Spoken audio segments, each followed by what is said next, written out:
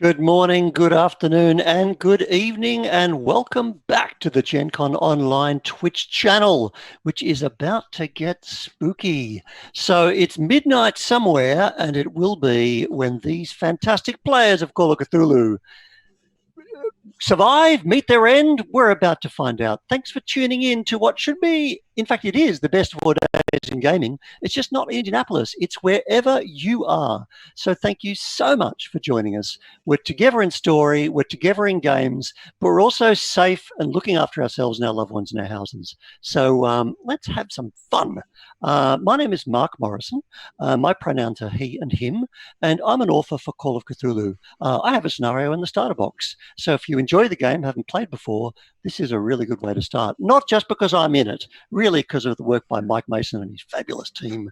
I am joined by some astounding players from the Ain't Slayed podcast. So please introduce yourselves. Hey everyone, I'm Rina. I live in Poznan, Poland, where I am a teacher of English at Adam Mickiewicz University in Poznan.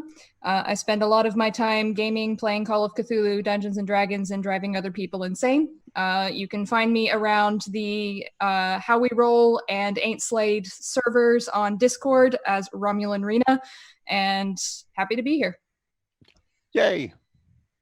Hi, I'm Brandon. I'm based in Dallas, Texas. You can find me as Father Flint on Ain't Slayed and driving Cup here crazy as we go on. But I'm excited to be here. I'm excited to play. So here we go. All right, I am Cuppycup, and yes, I actually go by that name.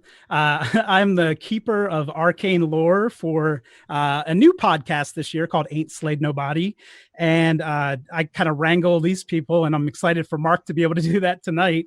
I'm based in Houston, Texas, and I'm a professor in real life, but Wes is the professor tonight, so looking forward to it.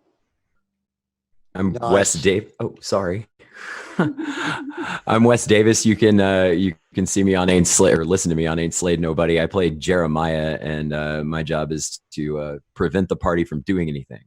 But you can listen to us over there, and we kind of love to spend our time driving Cup up the wall. And I'm actually a student playing a professor, so that's going to be a trip. All right, well, let us begin that strange and terrible trip. In fact, dice. Got to get some dice going on here. I'm going to crack out some dice I have not used before. Look at this box of Eldritch Terror.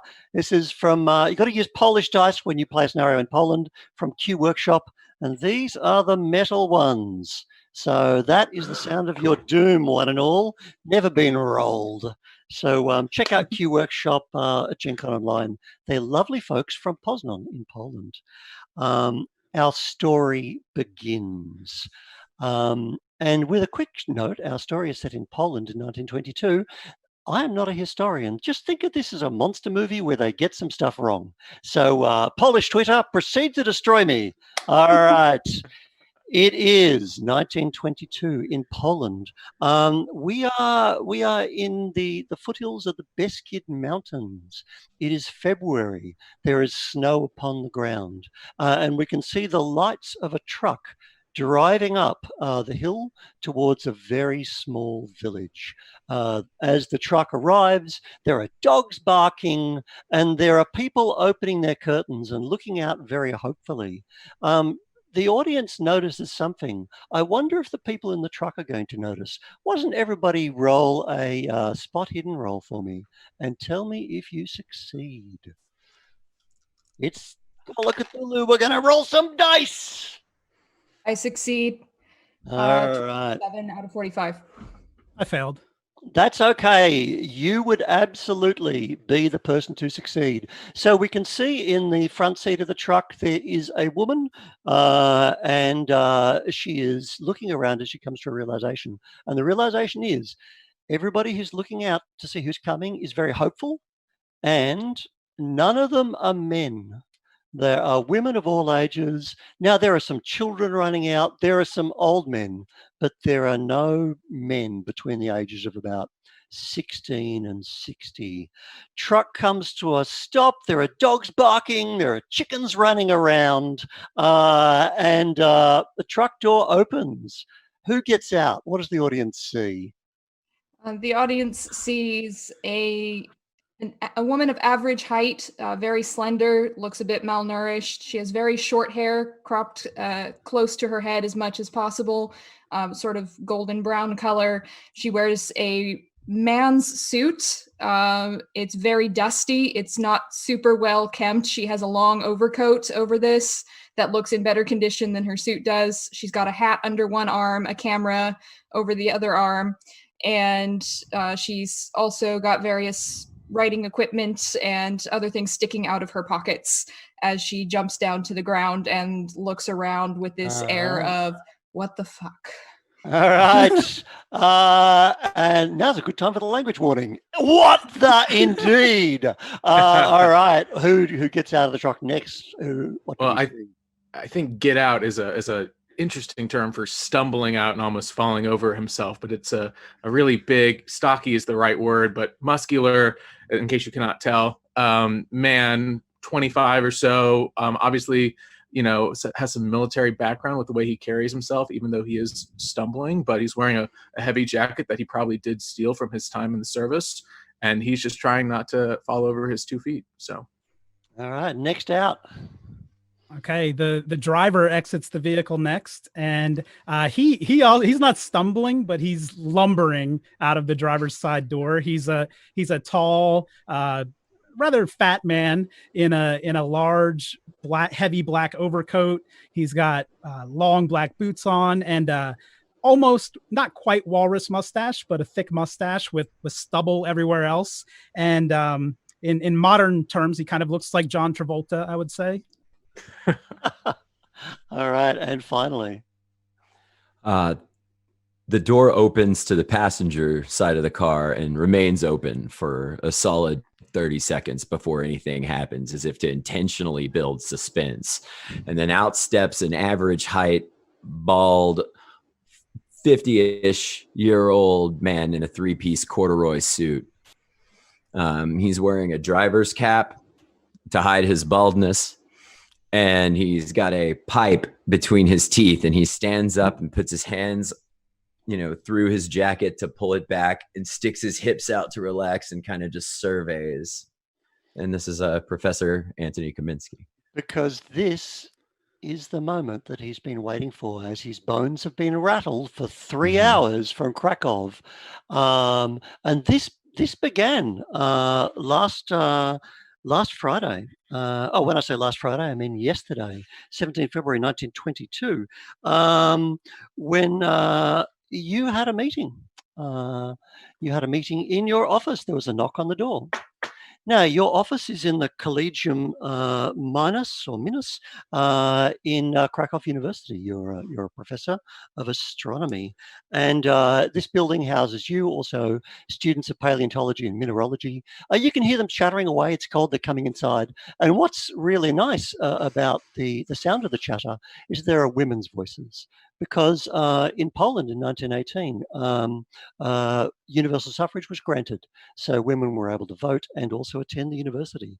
And it's a great time for Poland. You are so thrilled. You are independent. You've come through the Great War, and you've come through extra war. You fought the Soviets from 1919 to 1921. But now you have peace, you have independence, and all of those years of occupation, like with Austria, all those borders have been pushed back. And in fact, Krakow University was where the students threw the painting of the Kaiser out the window, because students are good at starting shit up. So this is the moment when there's a knock on your door, and it's your faculty chair, Stefan Kreutz. Professor Kaminsky. Come in. Thank you. Well, I presume you are raring to go. I'm excited. I'm excited to get out there. I'm excited to make my grand discovery. This is exactly what we need. We need it for the university and we need it for Poland.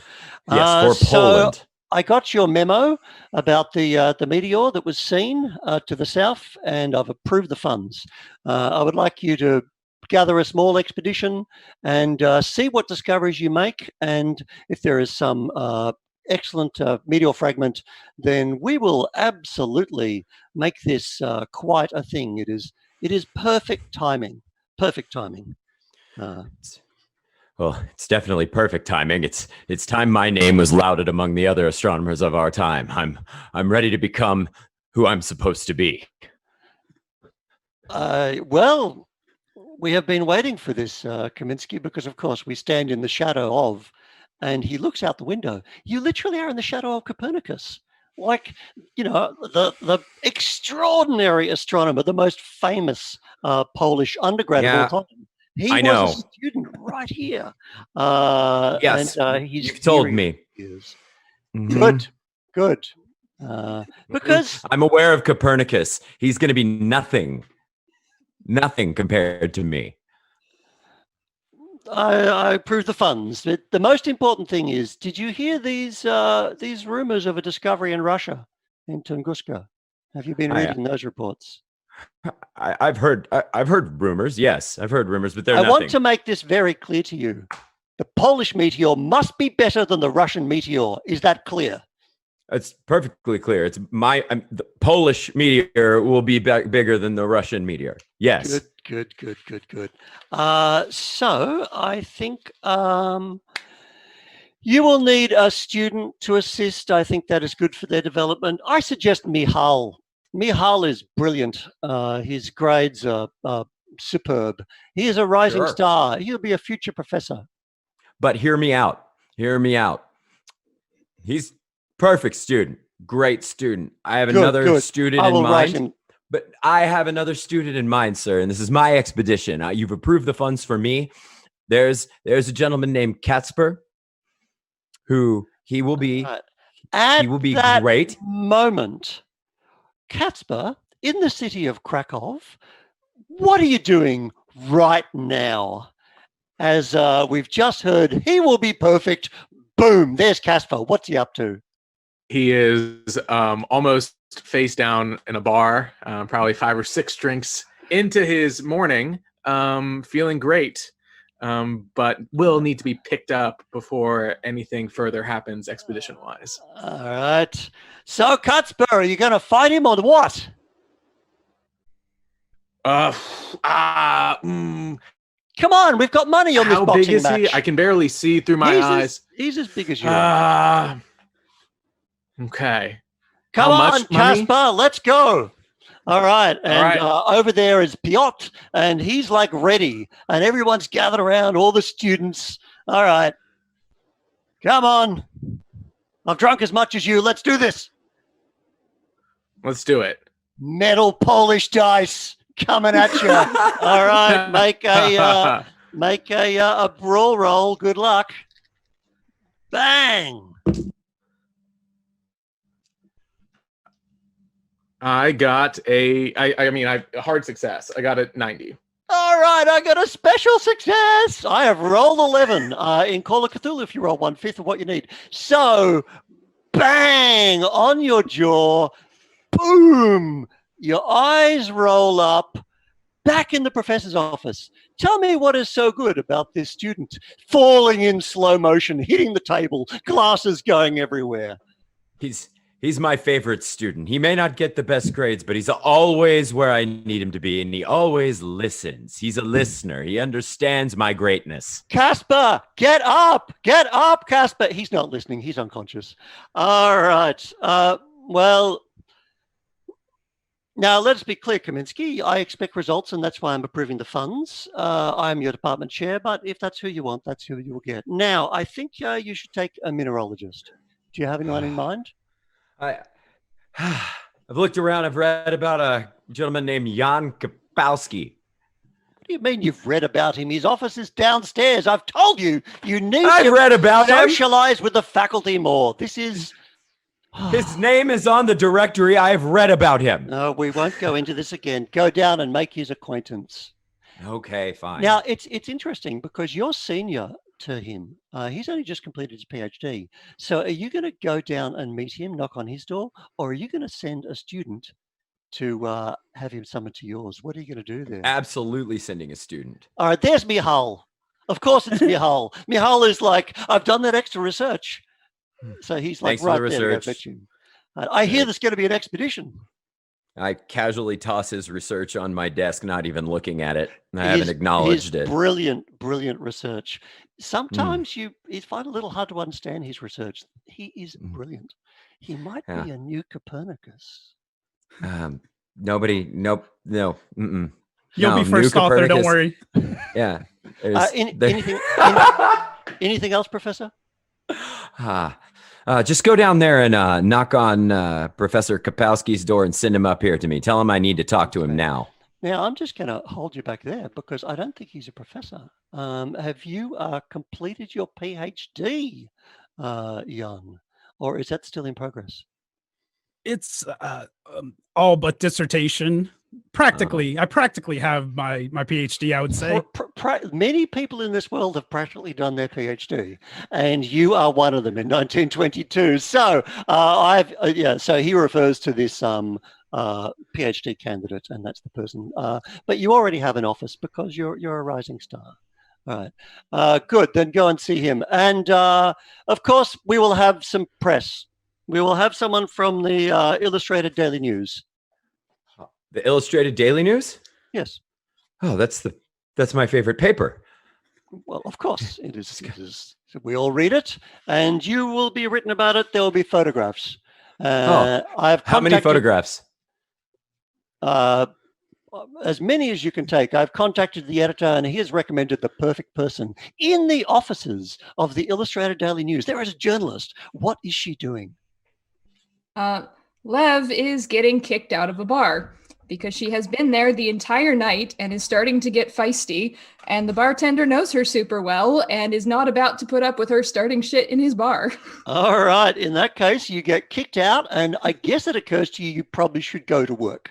I'd really like you to go to work. Otherwise, you're not going to be in this scenario. So you get kicked out of the bar and you arrive in the office. And there is your editor.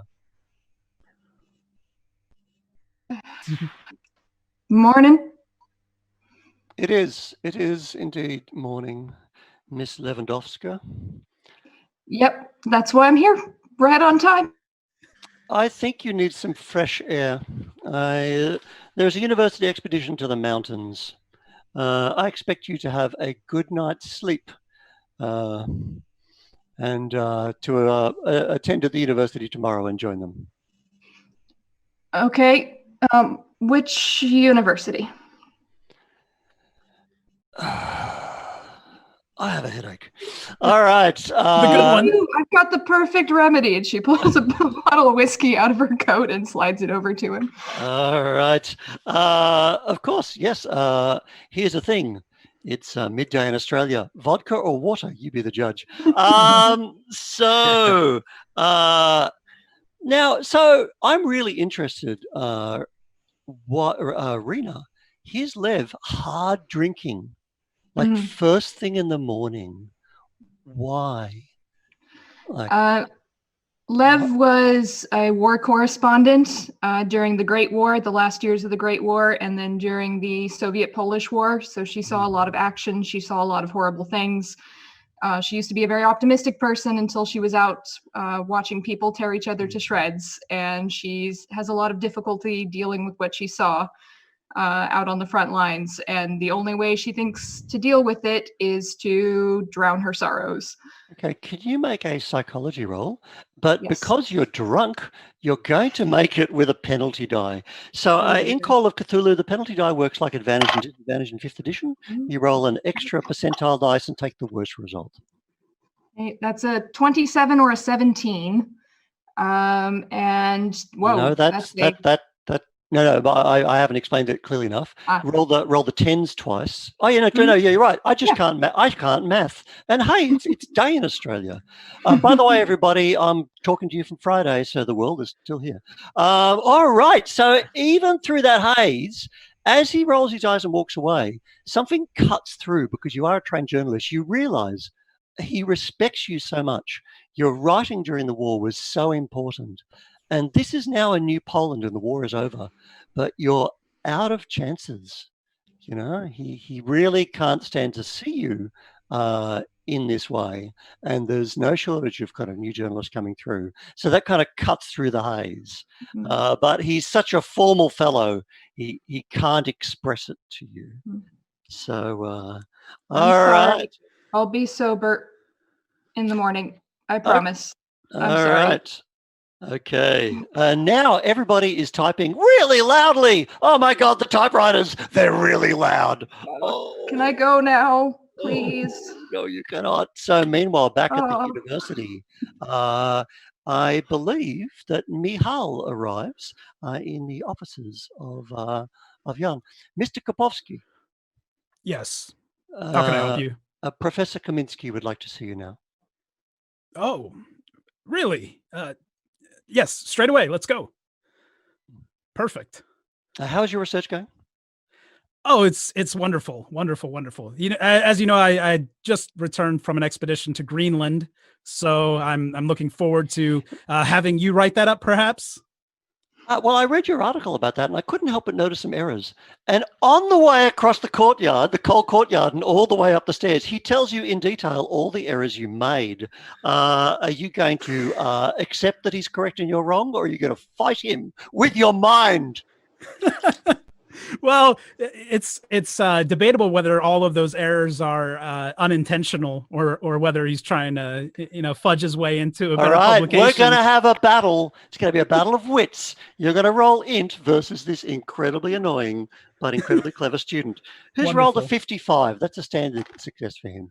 Okay, I rolled a 12, so I kicked his ass. He is absolutely full of it. You punch her through, and he's like, and it's 1922, so he can't go onto Twitter and complain about it. So he'll just have to seethe. All right, so you've absolutely crushed him. And Professor Kaminsky, can you make a listen roll? If you succeed, you'll hear the sound of Michal being crushed, and that might put a step in your day. It justifies the choice of Catspur as well. All right. Did you succeed in your listen roll, Professor? You seem to be on mute. Oh, no. Sorry about that. I thought you were talking to Cup. Yeah, I was. I do this thing where I switch around. So you're good. I failed the hell out of that listen roll. Well, I'm sorry. You don't hear the sound of Michal being wrong, but you do hear the sound of the knock on the door, and here comes your geologist colleague. You may enter. Oh, Professor Kaminsky, I was told you need to see me. Yes. I've read about you. Jan. Mostly on the wall where your door is with your name on it. With the comic strips right outside the door. You seem to be a very lively fellow. The students like you, especially that Mihai that just walked with you. How did he point out the errors in all your work? How'd that go? Yeah, of course he always does. But he gave me a chili pepper on my ratings, so we're okay. We're okay. Okay. I have an offer for you. You want to go do some real field research with a future very famous astronomer? Oh, it's Copernicus. No, me. Oh, of course. Yes, I would love to. I would love to join you on. As you know, I just got back from an expedition. Field work is actually my specialty. That's great. Do you want to go on the mission with us? That's going to be bigger than anything you've ever done. Would I be? Okay. Would it be now, Jan? You would have heard about this. That a meteor was seen to the southwest, would have hit in somewhere in the Beskid Mountains. And that happened last Sunday night. And you've kind of been wondering if you're almost going to go organize to have a look at it. So you're already aware of this event. Good. Yes, I've been itching to get out there, and I just wanted some research funds to be behind it. So I would like to discuss authorship maybe on the way, but I'd be glad to join the group. Your name will be in the paper. Fifth or sixth author, I presume. It will be in the paper. Okay. We have a journalist coming. Your name's going to be in the paper. Oh, the paper. It'll also be somewhere deep in that paper, but your name is going to be in the paper. As graduate assistant. That's fine. I'll go anyway. 5th paragraph minimum. Perfect. Wonderful. Well, I'd love to join you. Are we bringing Mihal? No. Mihal's good, but I have a better student in mind. Are you familiar with Catsper? Wow. Yes, of course. Are we... I'm going to go. I want to know, Catsper. Were you a soldier? Did you fight in the war? I did. Front lines, saw a lot of things, came back to university to try to forget those things, but also I'm forgetting a lot of things I'm learning in university. So yeah, Catsper, great big student, just, really kind of built and not one of your academic high flyers. No. Good person. Good person. But yeah, if we want to publish these findings, I'm not sure about the choice. It's up to you ultimately, of course. All right. Do not question me.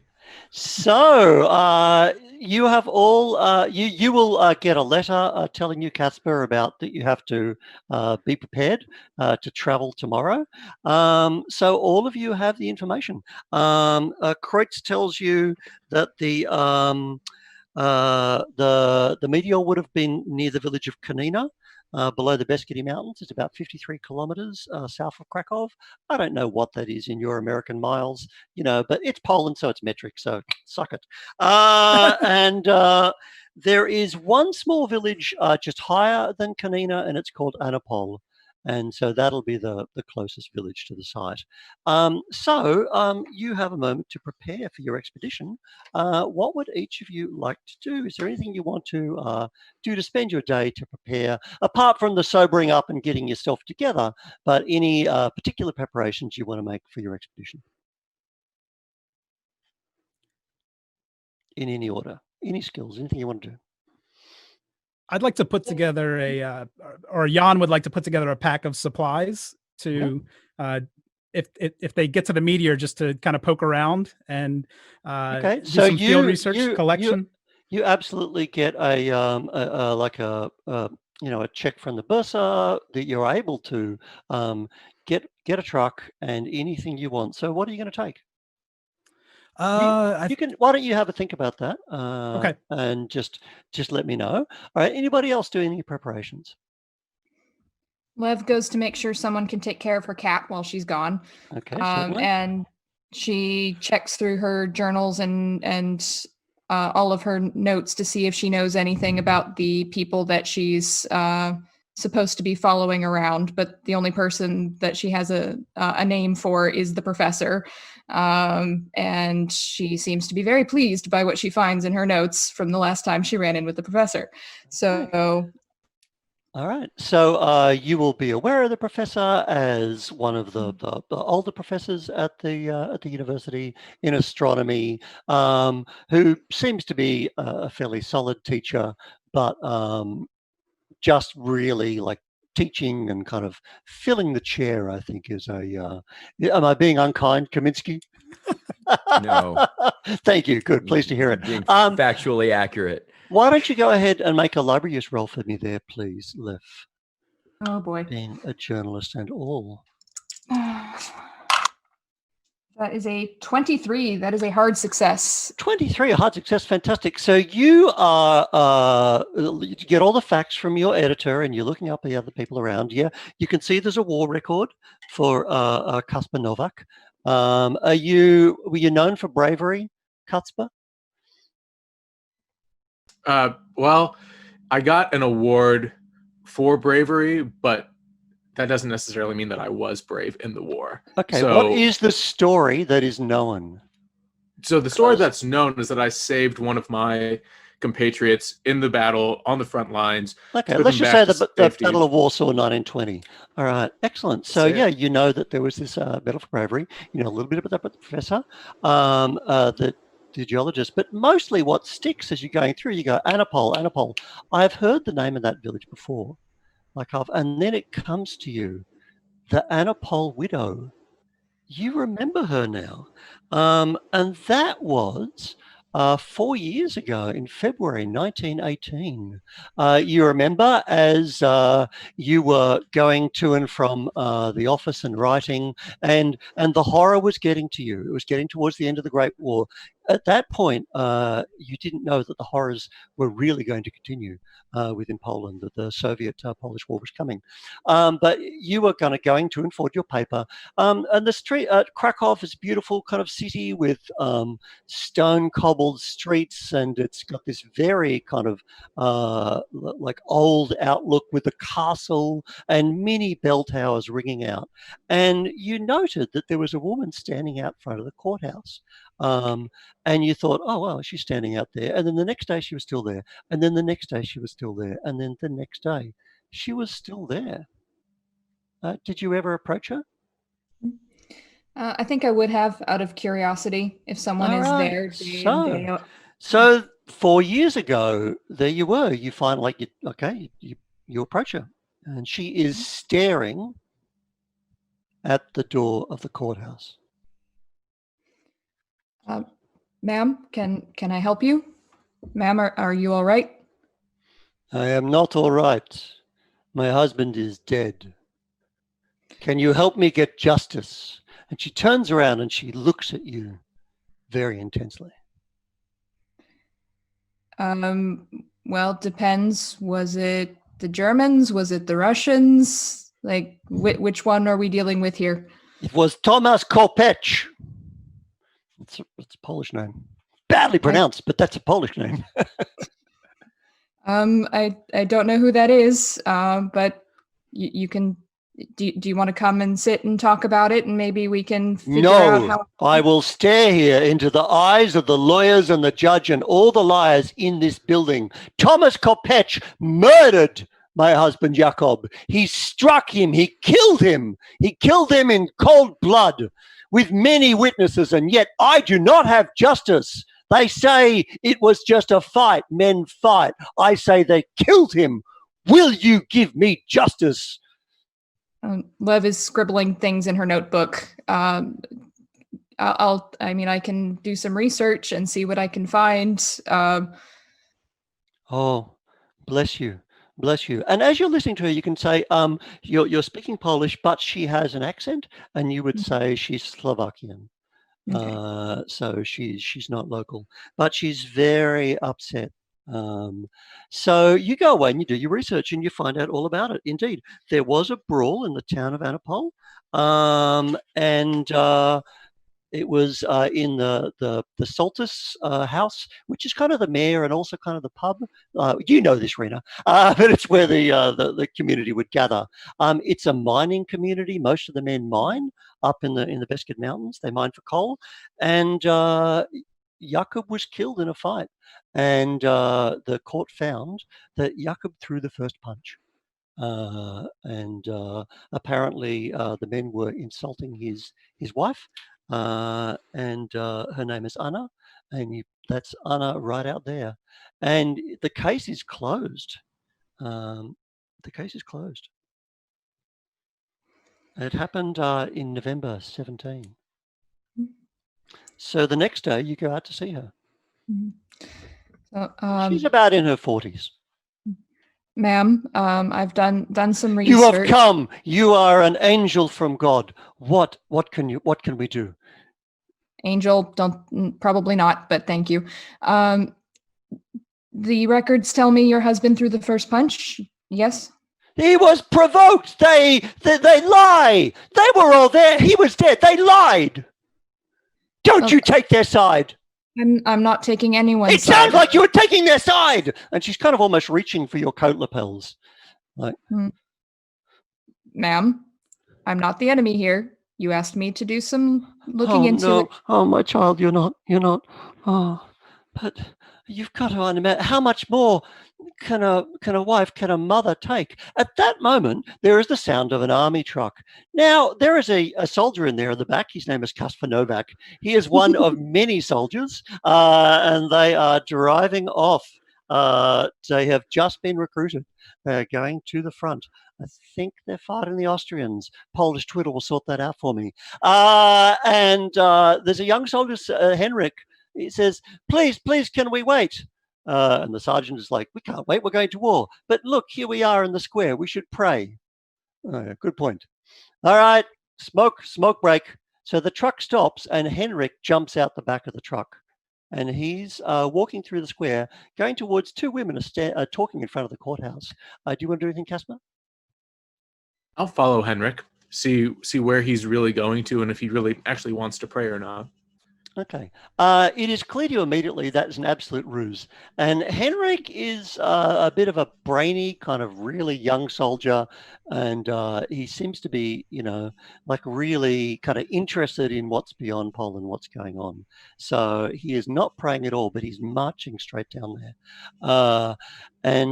So Anna is looking at you and she's about to say something. And she's like screaming and crying, and a voice says, "Mother, I cannot take it anymore." She turns around. You immediately see this young soldier, the family resemblance. Henrik, what is this? And the this is the uniform he's wearing. I cannot take it, Mother. He is dead and gone. We must fight for Poland. I cannot do this. What? Are you going to let him have it out? Anybody do anything? I'm going to start bringing Henrik back towards the truck with me because we're going to get in trouble because they're going to find out very quickly that it was a ruse. Don't you take my son! You've taken my husband! You cannot take my son! And like she's gonna launch herself at you. Like she's just kind of, just like a wild mother. But like you really could pick her up.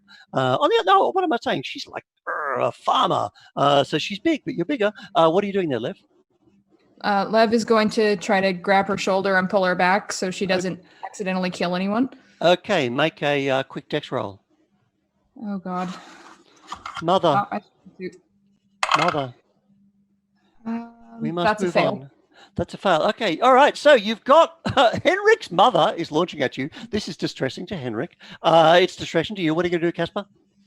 I'm going to just keep tugging and just kind of almost not even make eye contact and just keep walking as fast as possible with Henrik if I can. All right. Of course you can. Make a strength roll. That is a success. All right. So you, being a huge Polish lad, just kind of shrugging it off and walking. And so she's just like, behind you. And Henrik just turns around, mother, no. We must. And she just falls to her knees and she goes, and that's the sound you're now hearing in your mind, Lev, from 4 years ago. And you realize, oh my God, that was the Anna-Pol widow. Her name is Anna Kowalski. Mm-hmm. All right, so that's how you prepare. That's how, I believe, Jan, you've got a truck full of stuff. All right, Kaminsky, any preparations? Kaminsky is rolling up his collection of pipes because he wants to make sure he has the correct one for the photo that is eventually going to happen. That and his two small telescopes that he keeps in his jacket pocket. He wants to make sure he has the right one to be able to angle and take the best photo possible. You're not taking the no, he likes the small one. We're taking the big one too, but he's making sure he's got the shiniest little one so he has a spotter scope when he's there as well. He's also getting his rope and his axe just in case he has to do any kind of climbing up the meteor if it's out of the ground. If you're going down in the crater, you're gonna climb up. What is your strength, Kaminsky? Seriously, are you going to be climbing anything here today? He might. He's got a decent climb in terms of his abilities. His strength he's all right. He might. You never know, man. I stand corrected. All right. And if anything, it is indicative of how this has revitalized him. Suddenly he's like, there's dust coming off everything in the office as you're ready to go. All right. Any other preparations or research you want to make, or are we good to go? Let's get famous. All right. Okay. So the next day there is Cuthbert, Black Eye. Yep. All right, and there's Michal going, you've got to be kidding me.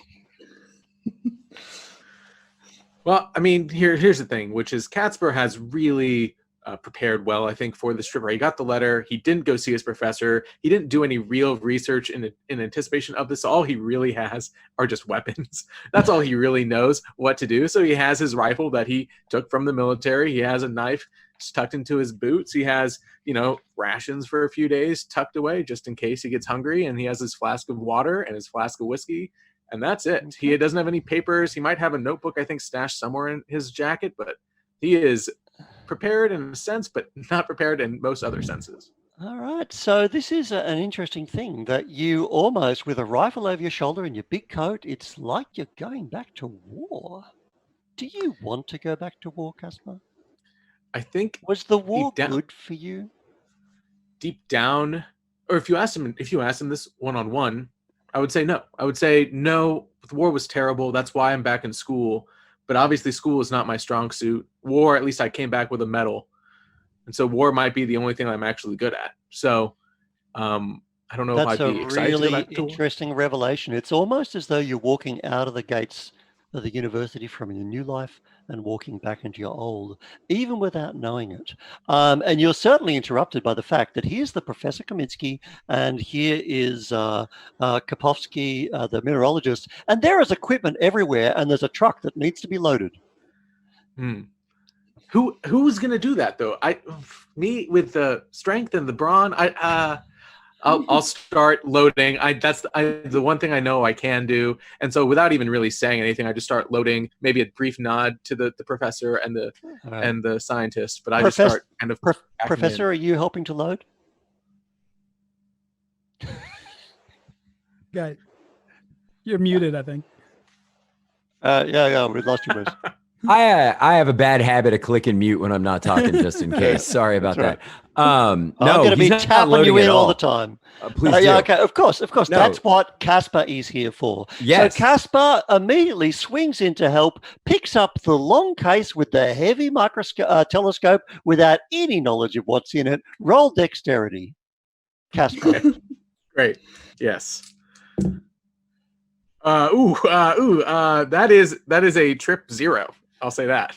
Oh my God! There is no amount of luck points in the world you can burn. So he just grabs that and throws it in the truck. If you want to make a listen roll, you can hear exactly into how many pieces it shatters, but everybody hears that. Kabang! Michal is like, ah! And then he just faints. Bang! He's out. Was that important, or is that supposed to make that sound? No. Kaminsky, I warned you about this kid. No, he's gonna be fine. Run back.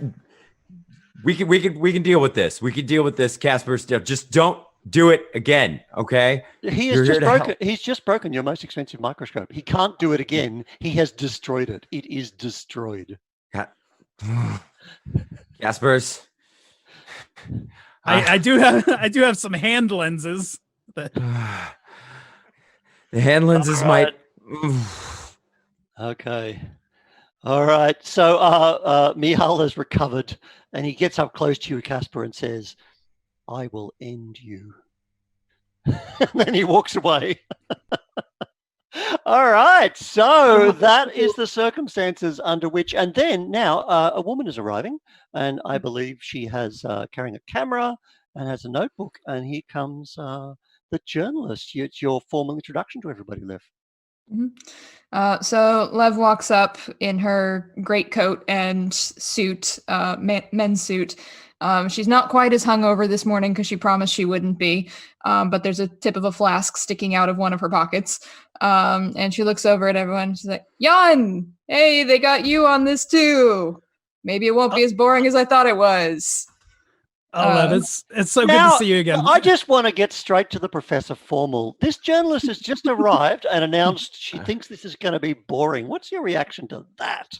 Oh, I'm gonna step between the two of them reuniting. It's boring. This is going to be the most amazing discovery the world has ever seen. You have to be excited about this. This will make you. You will become the most famous journalist in the world after reporting about my discovery for Poland. You're actually a very famous journalist, Lev, because your Mhm. stories about the war are beloved. Don't think I need much help with that. Yeah, you're really going to make this discovery for Poland. She's very hostile. Like her whole body language is very hostile towards the professor. He's like, yeah, right. Cool. I believe that totally. And everybody gets into the truck and we have a very pleasant 3 hours together in close confines. Maybe not a lot of talking going on until you drive south from Krakow, you follow the roads get more kind of back roads through the farms, and now you're driving through the mud, because it is Poland in 1922. You've got the big cities and then, like, what is it, 70% farmland, the breadbasket of Europe. Finally, it's the shadow of the Beskin Mountains. It's cold here, through the small village of Kanina, as light snow falling as you're driving along there, Jan. Is it? I know it's frosty outside. Is it frosty in the truck? Oh yes, yeah, it's freezing in here. We all have our big overcoats on, winter coats, so it's helping a little bit. Okay, worse than this in the war. All right, so you arrive, and this is the point where we began, with the truck pulling up. You're all getting out, ready to make this discovery. And Lev, remember long ago you made an intelligence roll. You just immediately look around and go, there are no men here. Okay. Now, Professor Kaminsky, you've been given the name of the Soltis. So again, in Poland, got a combination kind of mayor, head person, and his name is Piotr Skorok. So he'll be the person that, and he knows that you're coming. And so there's dogs barking. There's kids very excited about this truck, because as you were driving up here, you can see you've gone past the railhead. The rail stops at Kanina, and so you've gone up beyond that. There is a very narrow gauge railway here, and it's the kind of a rail that is just used for mine trucks. And not even with locomotion. You can see that there's kind of a rutted path next to it where ponies would pull those up and down the mountain. So yeah, and the Konin River is flowing past the town. You can see that there is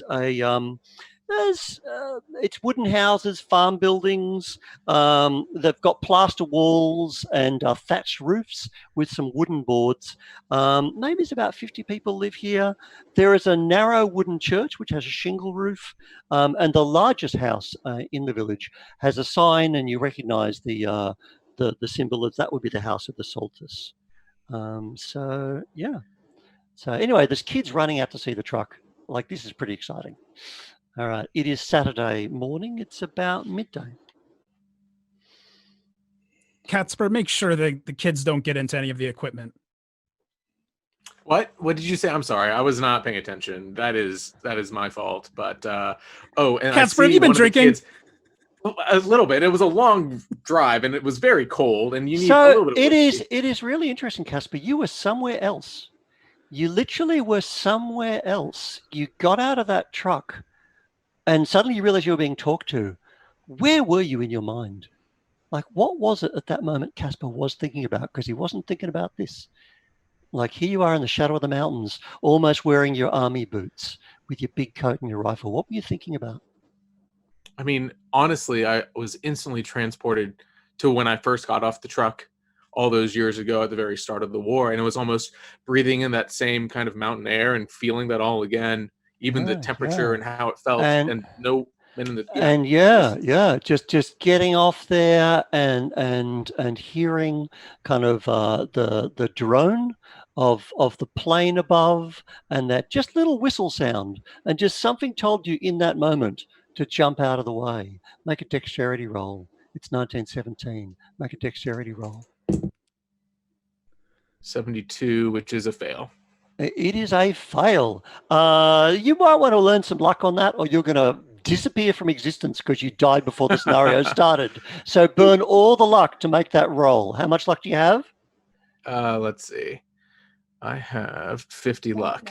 Okay, well, spend as many points until you succeed that dex roll, or you're going to die, and just everyone will go, "Hey, was there a student here? What continuity error? What? What?" Let's go get me, Hall. How many points of luck did that cost? It cost me 7 points. Oh, 7 weak. All right. So yeah, you were lucky. You were just lucky. You heard a whistle and threw yourself in the ditch. Nobody in that truck was lucky, as just like a German two-seater overhead.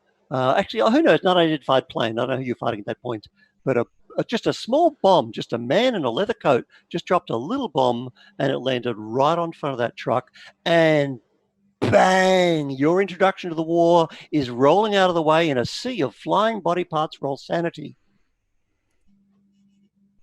Sand roll. Yeah, I know. God, an hour of Cthulhu. We haven't had one. What is this? I shit? know. I know, right? That is also a fail. Okay, lose D20. Okay. 12. Okay, take those off. So now we get to the secret of how your war was. Now we find out the pain, the shell shock, and the trauma. They didn't call it PTSD. They call it shell shock. But now we're finding what Casper, the scar in his heart. We've just learned it. So cross off 12 points of sanity. No wonder you weren't listening to Jan. You got out of a truck and looked up, waiting for everybody to die. Mm-hmm. Did you throw yourself into a ditch? Make another sanity I was roll. Make a sanity roll. Make a sanity roll. Because there's a whistling sound. It's a woman. She's got a kettle on. that was a success. It was only 18. All right, you didn't throw yourself into a ditch. All right, we have plumbed the mystery of why he totally wasn't listening to you. So, oi, student, what's going on? All right, okay. All right, the equipment. So, watch the equipment.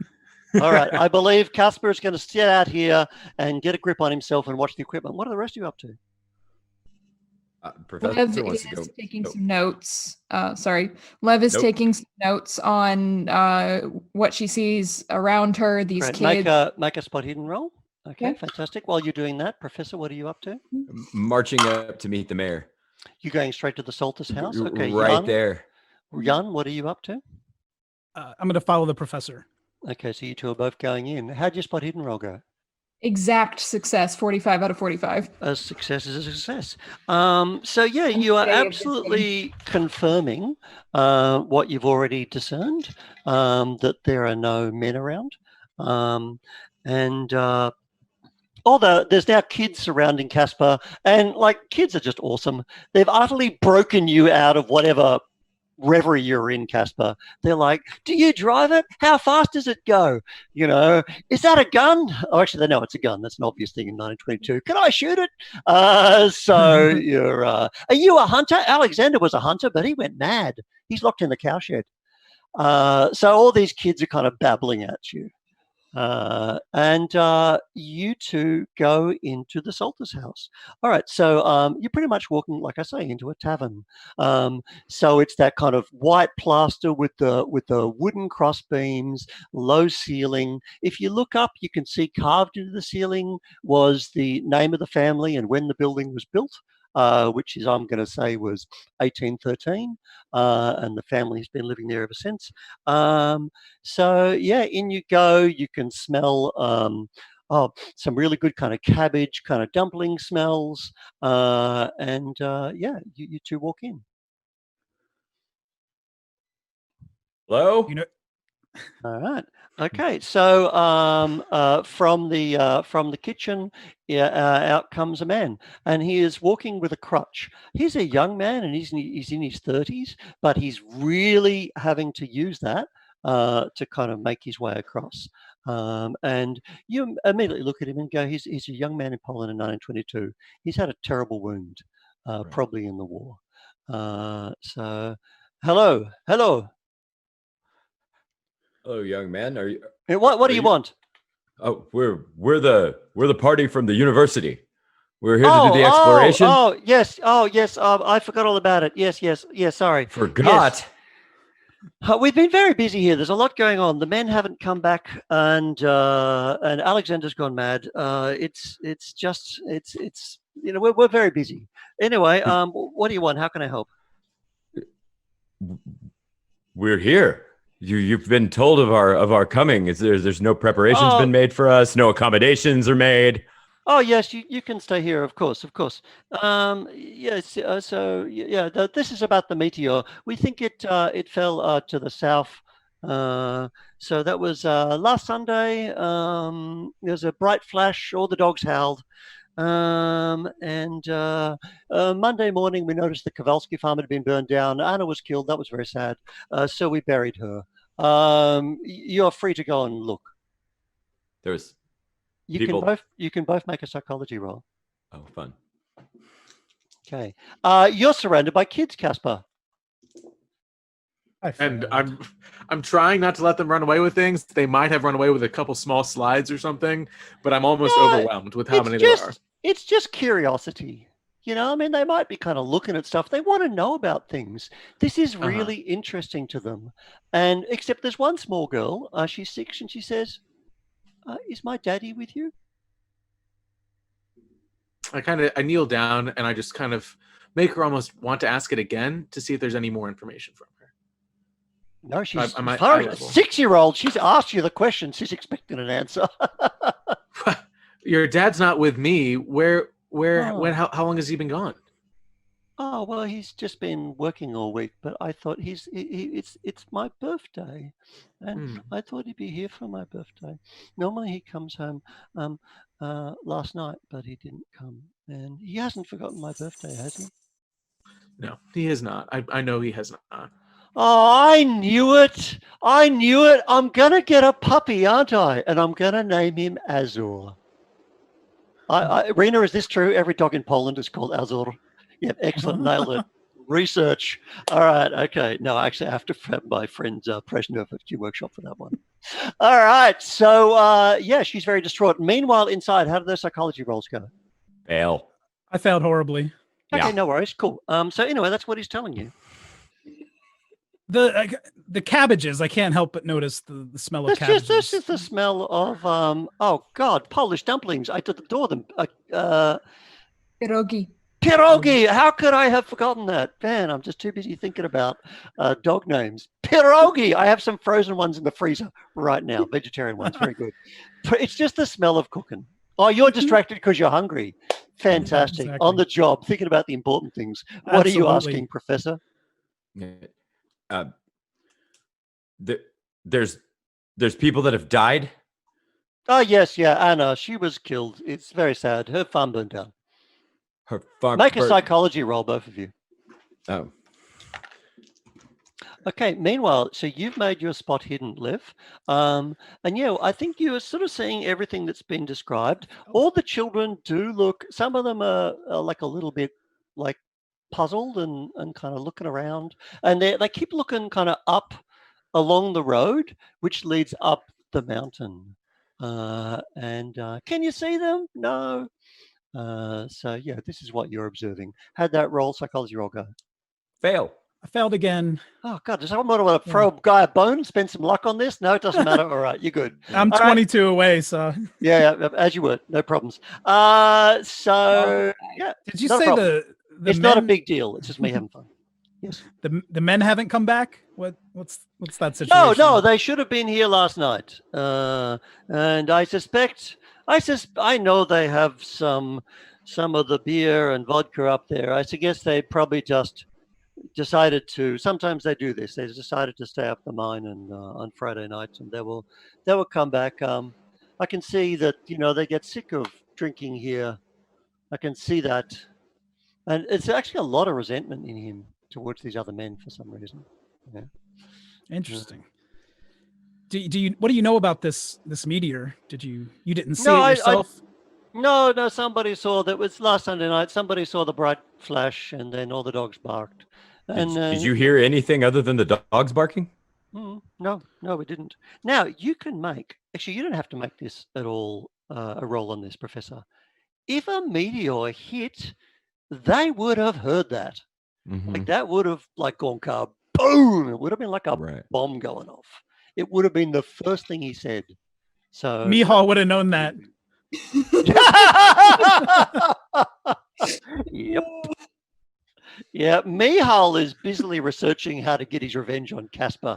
Oh my God, the dirt he's digging up on you, Casper. All right, cool. Yep. You said I could take a roll? No, you don't need one. You just know. You know okay. I just that know. if Okay, a meteor hit nearby, he would have You heard nothing? You heard nothing? No, just all the dogs barking. Is that Jan? Professor, that doesn't make any damn sense. That does no sense. How did a meteor land and you heard nothing but dogs? Did anyone in town hear anything?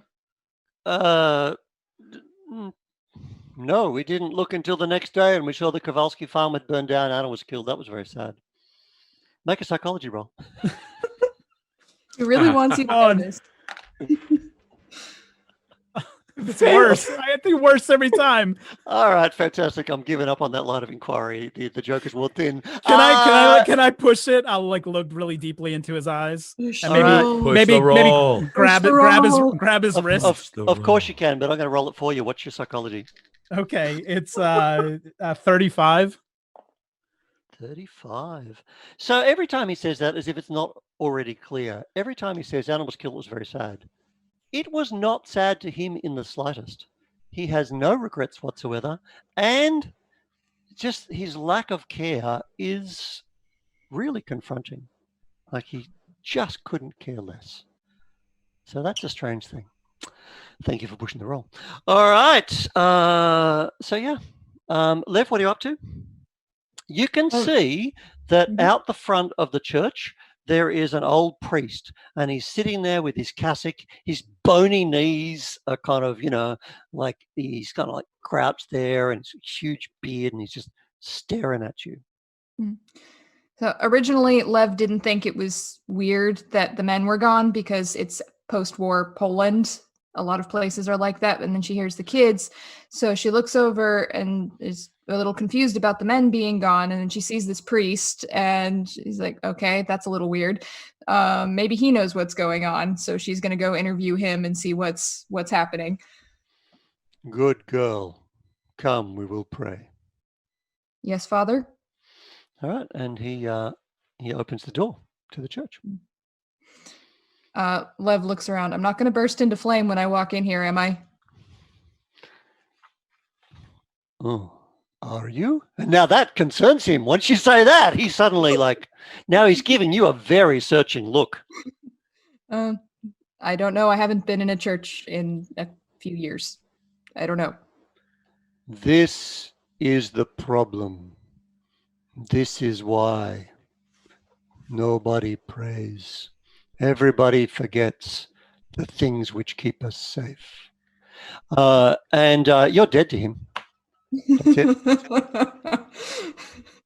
it. He's like, okay, well, all right. I'm going to go talk to somebody else then. Have a nice day. Okay, so you turn away, and he's kind of scowling at you at this tremendously ungodly thing that you've said to him. But you did make your spot hidden from earlier. So as you turn away, there's the church. As you open the door, you got a sense of, oh my God, there's bling. Like that church is really like all kinds of icons of the saints. They're actually really wealthy in this town because they've been putting it all into the church. You can get a sense that is really kind of like some kind of beautiful work, very refined in there. Obviously, it's very much a thing of the church of the time to have all the icons and the gilt, but they've really gone to town. And as he opens the door, it's practically, whoa, like Zelda-style glow coming out there. So as you turn away, you do notice, of course, there's the cemetery and all the kind of headstones. And just the way the light catches it, you can see there is a headstone which very recently recently has had a new line chiseled into it. So, and the headstone itself is pretty new, only a couple of years old. I'm going to go check out the cemetery. All right, so you walk into the cemetery, still snow on the ground, some dead leaves drifting past you. Anything else you want to ask Piotr, Kaminsky, and Kapolsky? Can I pull the professor aside and tell him that this is wrong in so many ways? Professor. Okay, you share your suspicions of what you learned earlier. He understands that now. Okay. Yeah. How can it doesn't sound like anyone's actually seen this meteor in the ground. I don't understand. It has to be down there. There's been so many reports of a meteor. We should ask him. We should ask him more. You also know instinctively that because he's talking about a local farm, you're within a kilometer of where it hit. Yeah.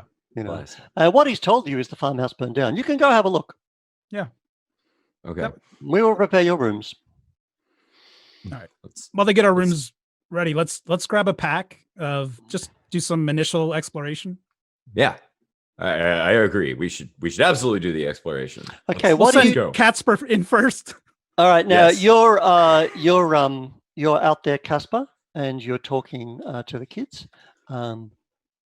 Man, are you as good a shot as Alexander? Alexander's not shooting anything. He's locked in the cow's head. The Salters took his gun away. Oh, what? Who's Alexander? His gun? Oh, he's a hunter. He's an old guy. How the old? Locked him over there, and she is pointing at a cowshed which is up behind the Salters' house, and you can see indeed there is a chain and a padlock on the door. If I went over and checked it out, would the equipment be safe? Because I made a mistake earlier in the day. I don't want it to happen. They're just kids. Like, seriously, they think the truck is unbelievably cool. They're not here to nick your stuff. But, however, they'll follow you around because you're fascinating, and they think you're really cool. You got big boots. Except a lot of the girls are gravitating to Lev because they think she's amazing. She's got a camera. She's got, been writing some things. They're like, "What are you writing?" So you're all getting these little fan clubs, as well as there's chickens everywhere, dogs. It's all going on in Anapol. So yeah, you can walk straight up to the cowshed. It's not time to feed him yet. I take his dinner out. His soup in a bucket. I take it at tea time. Oh, sorry, dinner time. I get as close as I can to really kind of make out who is in there and what's really happening. Okay, so what you've got is a cowshed. Now, it's a cowshed built for the Polish winter, so therefore it's a really solid structure. It has a big, heavy door. It's simply barred. I think it wouldn't be chained and locked. You don't have to, but there's definitely a great big bar over it just to keep all the cows in. And in fact, as you're getting close, you can hear the cows are in there. It's winter in Poland, so they're in the barn. Alexander, are you in there too? I have to make his listen roll. Holler. There is no response, but there is. Okay, be some cows. Come on, I need some more Atmos. Can I get some more cows up in here? You guys are excellent cows. I can't read chat right now, but if anybody's in chat, if anybody's watching this, I have no idea. Just write moo in chat. Let's get some cow mooing. Everybody watching this on stream, you're all cows now. Okay, Casper, you hear a lot of cows. Right. I don't hear a man. If he's mooing, maybe. Right. I get as close as I can. Because what's the danger of cows? You're at the door. No worries. Okay. And I hit the rail with my gun, make a little clanging sound, see if that gets any more than moves. It gets some really interested moves because that sounds like the cows are going to be fed. So there's definitely there's even more kind of like cow excitement, like bang, bang, But yeah, there's no response from in there. The door is barred. What do you want to do? I wonder, I don't have any good locks. All right, you think about that for a moment. Lev, you have come out. Oh yeah, you've seen a tombstone. So I'm gonna go over, take a look, right. maybe make a sketch of it. through the gate, and there are you see all the kind of names of the people of the village, and you recognize kind of some of them, and go straight to the one that caught your eye. That is the name on that is Jakub Kowalski. 1870 to 1917, inscribed beloved husband of Anna, father of Henrik. And very recently, Anna, wife, died 1922, has been kind of banged in there. Actually, they wrote like, whiff. Like there's actually some typo. It's been done very carelessly, like done. And you can see indeed that there's a recent burial here. So the grave dirt is all disturbed, and there are no flowers. Mm. And I remember Anna, so this is... Yeah, maybe you should make a sanity roll. Yeah, that's what I was thinking. Good. Next time, just tell me. Don't make me fish for it. I wasn't sure I wanted to say it, Mark. Coward. That's a 47. That's a pass. Well, you're a journalist and you know horror, but it is, of course, it's sad. Did you feel some kinship to her? I felt very sad for her losing her husband, seeing her son go off to war, and the last time I saw her... Let's also be really clear. You utterly failed to help her. So I think you should lose 1 point. Okay. Or you can lose more if you like. You could lose D3. How much regret do you feel? No. All right. Now, that's really interesting. At the moment where you would have to take some responsibilities for action, again, like Casper, the callus is on your heart. You just go, things are sad, people die. So, but you still lose a point because, gee, that's sad. I've seen worse things. I'm upset by it, but I've seen far worse. You have indeed. All right. You two are in this. Anything else you're asking the Saltus about, or are you done in there? I think we finished up with him, and we're going to go gather everyone to make kind of an initial look at the meteor site. Mm-hmm. Mm-hmm. All right. Great. So you're coming out and getting to the truck. You can see where the road is like rising as it goes. The Kowalski farm is the last one to the southwest. Like the whole village is in the foothills of the mountain, but it's definitely kind of rising up there. And you can see all the trees and the kind of cold, dark expanse of that mountain above you. It's going to be a pretty muddy walk for a kilometer. You might want to take the truck, and you've got a lot of heavy gear as well. Casper, there you are at the shed. Are you going to come back down to the truck, or are you going to do something here? Well, I see my boss, and any thought of me trying to open a gate or see what's going on inside is kind of lost, and I almost forget it completely and just make my way back to the truck because I know I don't want to get yelled at again. Yep, no worries. All right, you leave the dark cow-filled shed behind you as I believe now you all gather at the truck. Gaspers, did you leave this truck? Oh, he definitely did. What? Me? No. Definitely. No. I'm going to cut him some slack there because the second he heard that door open, he was like, "Oh, back to the truck." So he's like, "Did he or didn't he?" It's hard to tell. He walked around from the back of the truck, but definitely he was there. Lev is ratting him out. Lev couldn't see me. She was at a cemetery. She has no idea. Right. You walked away before Lev went to the cemetery. So, all right. So, in fact, Lev, now that you've just seen this grave, you get back and you see Casper. Oh my God, he's the soldier. I've seen him before. He was the one in the square. He was the one in the square that day that took Henrik away from Anna. So, yeah. All right, Kaminsky, you're not famous yet. Clock's ticking. Copernicus is dead. Far more famous than you will ever be. What are you going to do?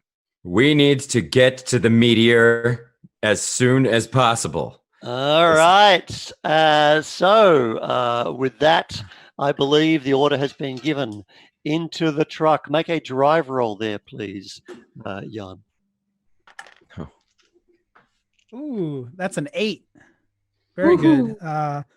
Extreme success. That is sensational. Smooth ride. All right, so you pile into the truck. You just got ratted out, Cutsper by Lev. So I don't know. Frosty in the truck again. Frosty for reasons beyond the fact that it's February in Poland. But you drive up the road with Jan.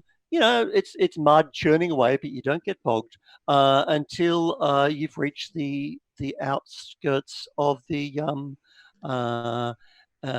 farm. But as you're leaving, of course, those children run after you, and as the little 6-year-old, she sees Cusper, that you're driving a truck up that hill. She says, "Yay! Bring back my daddy! Yay! Happy birthday to me! Happy birthday." Stolat. All right, and she, even as you, because it's a truck with sort of side beds, Cusper, you can look out the back and see that little hopeful form, like in the middle of the road, just looking after you and just waving. All right, and then the truck turns into the farm. All right, I feel good about this. Nothing can go wrong. It's gonna the go farm great. is We're all gonna surrounded live. by low stone walls. Of course, we just raise stone to find the property. There is a track comes off the road, and it just goes through the fields. The fields are, of course, covered in snow to a farmyard. You don't need a spot hidden to see the farmhouse, because the farmhouse is gone. There is no farmhouse. There is a barn, there's some sheds, a couple of, like a dog kennel, but there is no farmhouse there at all. But there are the fields stretching on all sides with the lone stone wall around it. Okay, as Jan expertly drives the truck up. And Do we notice parks if it. the ground is burn up where that barn should Well, be? you don't notice much because you're too busy kind of driving the truck and leave it on the road, but you absolutely can see that the truck is, that the house is not there. So you stop the truck. I presume you're all getting out. Who wants to do what? You want to go and look at the barn, I believe. Is that what you're doing, Jan? Yeah, I think so. Yep. Okay, great. All right, so you're skirting around to go look at the barn to see if that's burned. What's everyone else doing? Fields stretching all around you. It's cold here, snow on the ground. Professor has gotten out of the car and is speed walking to get ahead of Jan so he can be the first one to the burned down area. All right. He wants to be there first and count that as a win. So that's fantastic. The funny thing is, you totally speed walk there because Jan is going around it to look at the buildings behind. So you go to the farmhouse first. Fantastic. What about Lev and Cusper? What are you two doing? Lev is taking some pictures. Okay, so you're taking some pictures. Fantastic. Make a photography roll. Thought you were going to say sanity for a minute there. That comes later after you develop them. So make a photography roll, and also That's a 2. That's an extreme. All right. So it is really interesting, these pictures in which you do not appear, but you get this moment of Jan. What does he look like? What is his expression in this moment? Boom, perfect photo. He's looking with this sort of pensive air of something happened here. It's very mysterious with the burned out field around it, and then another plate in. Boom! What's the expression you capture on the professor's face? The professor looks excited, and his eyes are wide, and he's got this huge sort of grin on his face as he's power walking through the field. Casper, what are you up to in this moment? Well, the professor was speed walking so quickly he forgot half of his equipment. So I'm tailing him as fast as I can with a few key. Well, no, you're equipment. just going to be unloading the truck. So, because he's speed walks, you haven't even got anything out. He's just like, you've never seen him move that quick, except maybe, I don't know, like, a half price pierogi, so you are kind of unloading the back of the truck. You can make a spot hidden roll there for me. Casper. All right. Are you going to take a photo of Casper unloading the truck there, Lev? I don't think so, because that's not the most interesting thing. I'm focused more on the field. He was never there. Mm-hmm. No photo of him is taken. How'd your spot hidden roll go, Casper? Casper the ghost. Don't do that. How'd you go? I got 28. All right. Sorry, we're one Richie Rich ahead from the full 28. That's a spot hidden, right? You've made it? Yeah. Casper? Yes. All right, great. So Yes. as you are unloading, you kind of notice something kind of interesting that because you're at the back of the truck and kind of putting equipment down, kind of glancing around, you can see that kind of low stone wall. On the southwest side, you can see the wall continues, and then there's a gap in the wall. And the interesting thing about that gap is it really looks round, really looks circular. And once you've kind of looked at that, you think, actually, there is a like the ground is lower, like there's a trench, and it leads from the black smear where the farmhouse isn't. It's like a trench from the farmhouse to that hole in the wall, and then kind of beyond. And make another spot hidden roll for me. 21. That's a fantastic roll. You just find yourself, interestingly enough, just like looking beyond, and you can see looking up the mountain where there are trees. There's a tree missing. There's another tree missing. It's like that trench goes all the way up the hill as far as you can see. So that's an interesting thing. You turn around to tell the professor about it, and he's gone. And when I say he's gone, I mean he's actually gone. He is nowhere. He is entirely gone. Jan, you are over checking out the barn. The barn is utterly unburned. There is not a scorch on it. The dog kennel is fine. You do notice that all these buildings are a little bit run down. It's like no stock has actually been kept here for a couple of years. Things have fallen into disrepair, but there is absolutely zero smoke, fire, anything damage at all. So you turn around like for the speed walking professor, except there's no speed walking professor. He's gone. There's just this black smear where a farmhouse isn't. It's crazy. I don't understand. At least I'll be on the cover of National Geographic. All right, what you can do? I think I'm gonna go back to the truck. All right, you go back to the truck. There's Casper, and you find him kind of standing there looking towards this kind of hole in the wall and up the hill. Casper, I can't find the professor. He was near me. I don't understand. Have you seen him? I have not seen him. Sorry. Do you see what I'm seeing?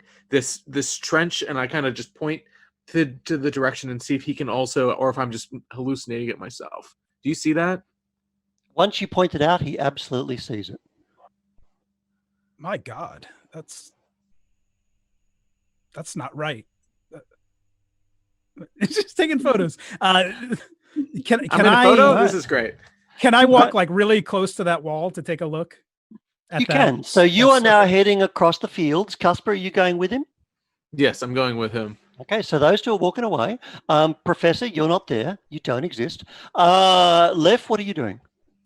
After I get a photo of Jan and Katzper looking at the trench, I'm going to follow after them, taking some notes in shorthand to describe everything as I'm going. Alrighty. So you walk down across the field following this trench and reach where the wall has the round sides of this hole, and they are perfectly round, as though they've been chiseled with expert care, except they're not chiseled, Jan. They're not chiseled at all. It's like, when you look carefully, and you're a geologist, it's actually marble. It is marble. It is marble. Do you know how marble is formed in geological terms? Of course, I'm a geologist. Yeah, so it's by the passage of the millennia and the crushing of gravity and rock compressing rock compressing rock. Just the edge of that hole is marble, and nothing else is. Right. This is absolutely impossible. In geological time, it is though what happens over millennia to create marble happened at this farmhouse last Sunday night. Roll sanity. Yeah. Oh, 97. Thank you. Casper, you are a bit of a thickie, but you have some geology. Can you make a geology roll? Yes. Bonus fun fact, you don't want to make this geology roll. Okay, here we go. Did you make it or not? Would an 11 be making it on a 40%? Yes. Yes, it is. You too must make a sanity roll. Okay. So glad I Great. don't have geology. 23 for sanity. So All right. Okay. Sure. So you're just like that seems odd. You lose a point. Jan, this is impossible. You know stone, and you can see where it's all. It's also like we just build stone walls by piling them up. This is impossible. This is an absolute denial of everything you know about rocks. Lose D10. 3. Okay. All right. So you stagger I just kind of back stumble. from that. Yeah. Yeah, and you feel your throat is very dry, and you feel very, very, very hot. You really, really need a drink. So you just reach out with your hands and just get some of the snow. Just get some snow and you eat it. You immediately feel much better because heat is bad and cold is good. You might have another handful. This is the dog piss. it may be a No, different no. There's no dog. There's no dog. Remember? Yellow snow. No. Some Yeah. Casper snow. So Lev, you arrive, and there is Jan. He's going for a third handful of snow. Looking at this. Jan, are you okay? Just trying to cool down. That's all. Make an intelligence roll, Jan. Lev is looking around like he's not speaking in the cold. I succeeded, which I think is bad in this instance. You're not cool yet. You just need to eat some more snow. His lips are turning a little bit blue, but you feel so much better because heat is bad and cold is good. Jan, stop that, you idiot. And she's just going to shove her flask of vodka at him. Drink this, not that. Okay, Good Lord, eat you're it. gonna die. make a psychology roll. I'm going to give you a bonus. No, actually, I'm not going to give you a bonus dice. I'm going to give you a penalty die. I'm going to give you a penalty die for reasons. Okay, psychology, yeah?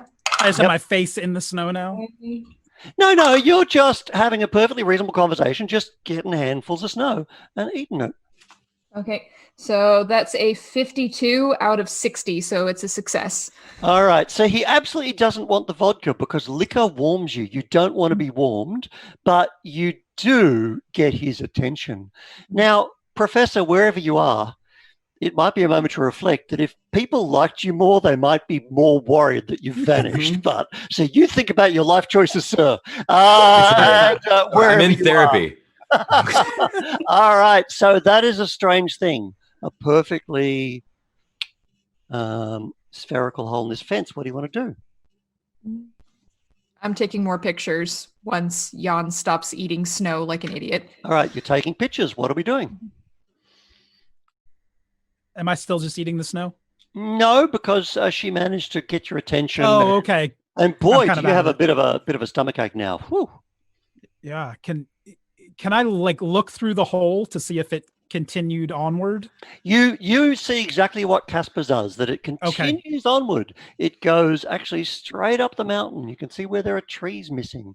It absolutely goes all the way up there. Mr. Kowalski, Jan? I think we have a decision, which is, do we look for the professor or do we follow this trench? And I'm not going to say what I think, so I'll defer to you. It's really interesting. The minute you say that, it just sounds so bad. And Kowalski, you suddenly realize, like, you're all in deep shit. Like the professor has vanished. How's that going to sound? Can we yell out? Can we yell out for him? There is no answer. Okay. That's scary. I think we should follow this trench now. He'll catch Yeah, up, or can we'll we- find him, whichever. Can we get Okay, some so- equipment? You've got to go back to the truck for the equipment. Lev, following the trench, is literally walking up a mountain in February in the snow. All right, so you walk back to the truck. Now you can, as you're walking back and like looking at the farmhouse in a little bit more detail, I keep on saying the farmhouse is gone. It's literally gone. There's not a brick, there's not a stone, there's not a bit of timber, there's no char. It is simply like just a black smear. It is as though the entire farmhouse was just vaporized. What's the melting temperature of stone, Jan? And Roll sanity. I rattle off exactly what that is. 57. That's a success. All right, lose a point. Okay. All right. You really might want to have some more snow. But you stop yourself because you Absolutely. made the roll. Okay. Okay, what do you do? Okay. I want to get some equipment. We're probably not going all the way up the mountain, but I want to have the equipment even as we look for the professor. It's really interesting. The minute, God, Kaminsky, you must have been a complete ass like this whole trip up here, because the minute they go, we should look for him, they find something else to do. So Jan goes back and starts looking for equipment. What are you two doing, Lev and Casper? I'm just going to taking take notes. a circuitous. Oh, go ahead. I'm You're just taking notes. Yeah. This is really interesting psychologically about you, Lev. What I'm learning about you as a journalist is you actually don't do anything, because your skill is recording, it is seeing and remembering. And it's almost like you've stepped into this pure journalism mode where a man is missing. The story is that he's missing and you're just writing about it. So why don't you have a bit of a sanity roll to check yourself? That's a 95. Nope. That's how do you feel in that realization? It takes me back to my time on the front lines when I woke up almost like in the middle of this sort of journalistic frenzy where I was just writing and describing and taking pictures. And I suddenly realized that someone had just been bayoneted right in front of me, like just a few meters away. And I was recording it and writing it, but I wasn't seeing it. And then I jolted out of it and realized, oh my God, a man just died horribly in front of me and I'm not feeling anything. You couldn't do anything to save him, but you might be able to do something to save the professor. So this is the key moment for Lev. This is the moment where she decides to record history or to make it. What do you do? Save me. Shut up, you've disappeared. Mute that guy. What do you do? She pulls a coin out of her pocket and flips it. What she does is decides not to decide. And she lets fate decide it for her. All right. So, funnily enough, I haven't done a product promo yet. While also writing for Call of Cthulhu, I also make campaign coins. Campaigncoins.com, available on our website, 10% discount on Gen Con. And we've just made these. I know, seamless. Nice. We've just made these new. I don't know if you can see it in my camera. Life and Deaf coins. The life size has a grail, and Deaf is a skull. So I think skull is grail is act. And skull is, all right, you good with that? All right. Bang! It was the skull, but then it fell off my hand and landed life. So you have to decide because randomization is weak. Do you act or do you watch? 3, 2. She doesn't act. She just keeps writing.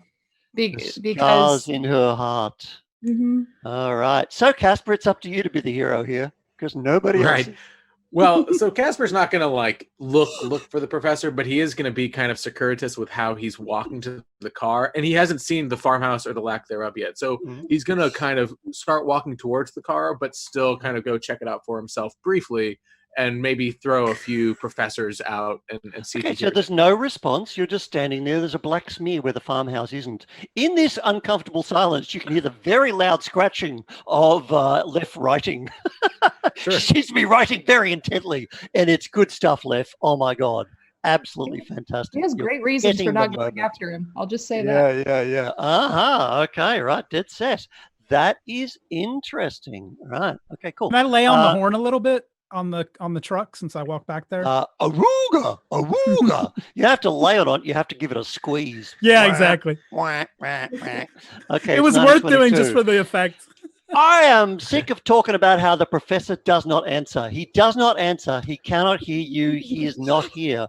What do you do, Casper? I want to go. Oh, okay, Casper. Well, is there anywhere that he could be hiding, or is it just barren? Is it just make a spot hidden roll? Make a spot hidden roll. Okay. 37, and I'm a 35, I believe. So, do you want to burn 2 luck? I'll burn some luck. Okay, great. So cross off the luck. So looking around, yeah, he could be in the barn, although Yama's back there. He could be in the dog kennel. That would be strange. He could be behind those buildings.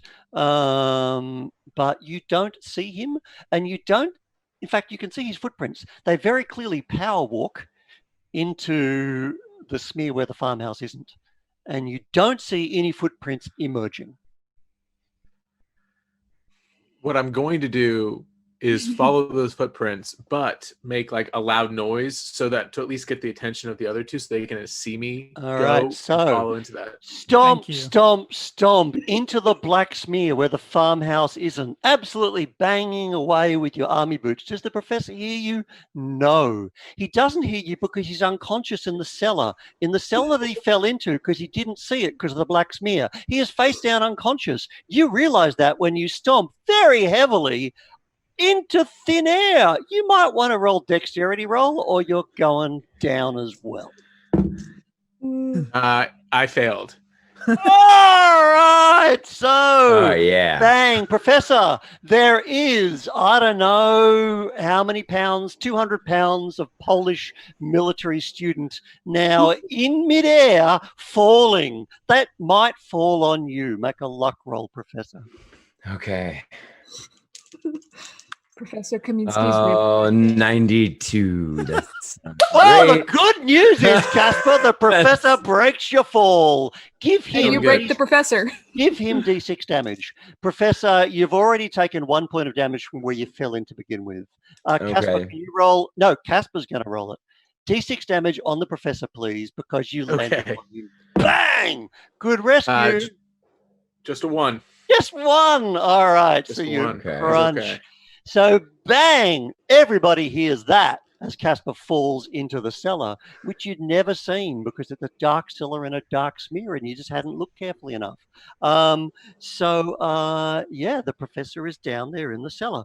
There are wooden steps leading the cellar. They're black with coal dust because you store coal in the cellar. The floor is black, but there's no coal down here, just an unconscious professor. You can see that there is like a small table with a candle. The candle is half burned. That's a wax candle like 5 feet below where a farmhouse was vaporized. And the candle is fine. Professor, you wake up. Like the Casper landing on you kind of brings you to. Oh, God. Casper, you clumsy idiot. You're welcome. All right. You're welcome. Okay. You both can pick yourself up. You can walk out of this cellar quite easily. The rest of you heard the bang. You can see that they're down there below in the cellar that nobody noticed. Can I run over there? And Sure, absolutely. You look take a down. look. There they are. You Not can walk into down the stairs. No, it's cellar. fine. It's Yeah. fine. They're not, you all know about it now. Yeah. Easy. I'll follow over, I suppose. Okay. Yep. Sure. What Are do you two do? okay? They seem to be fine. I want to know what the two people in the cellar are doing because it is approaching midnight, Gen Con Online, and it's going to get scarier. So let's have more action. Are you two leaving the cellar or looking around down there? What are you up to? It is very peculiar, Professor. As you come to, you find yourself transfixed by near a farmhouse that burned down. There is half a stub of candle. It is entirely unmelted. That's weird. Can I spot hidden on that Yeah, on sure. that Make a table roll. and around? Make a roll. Okay.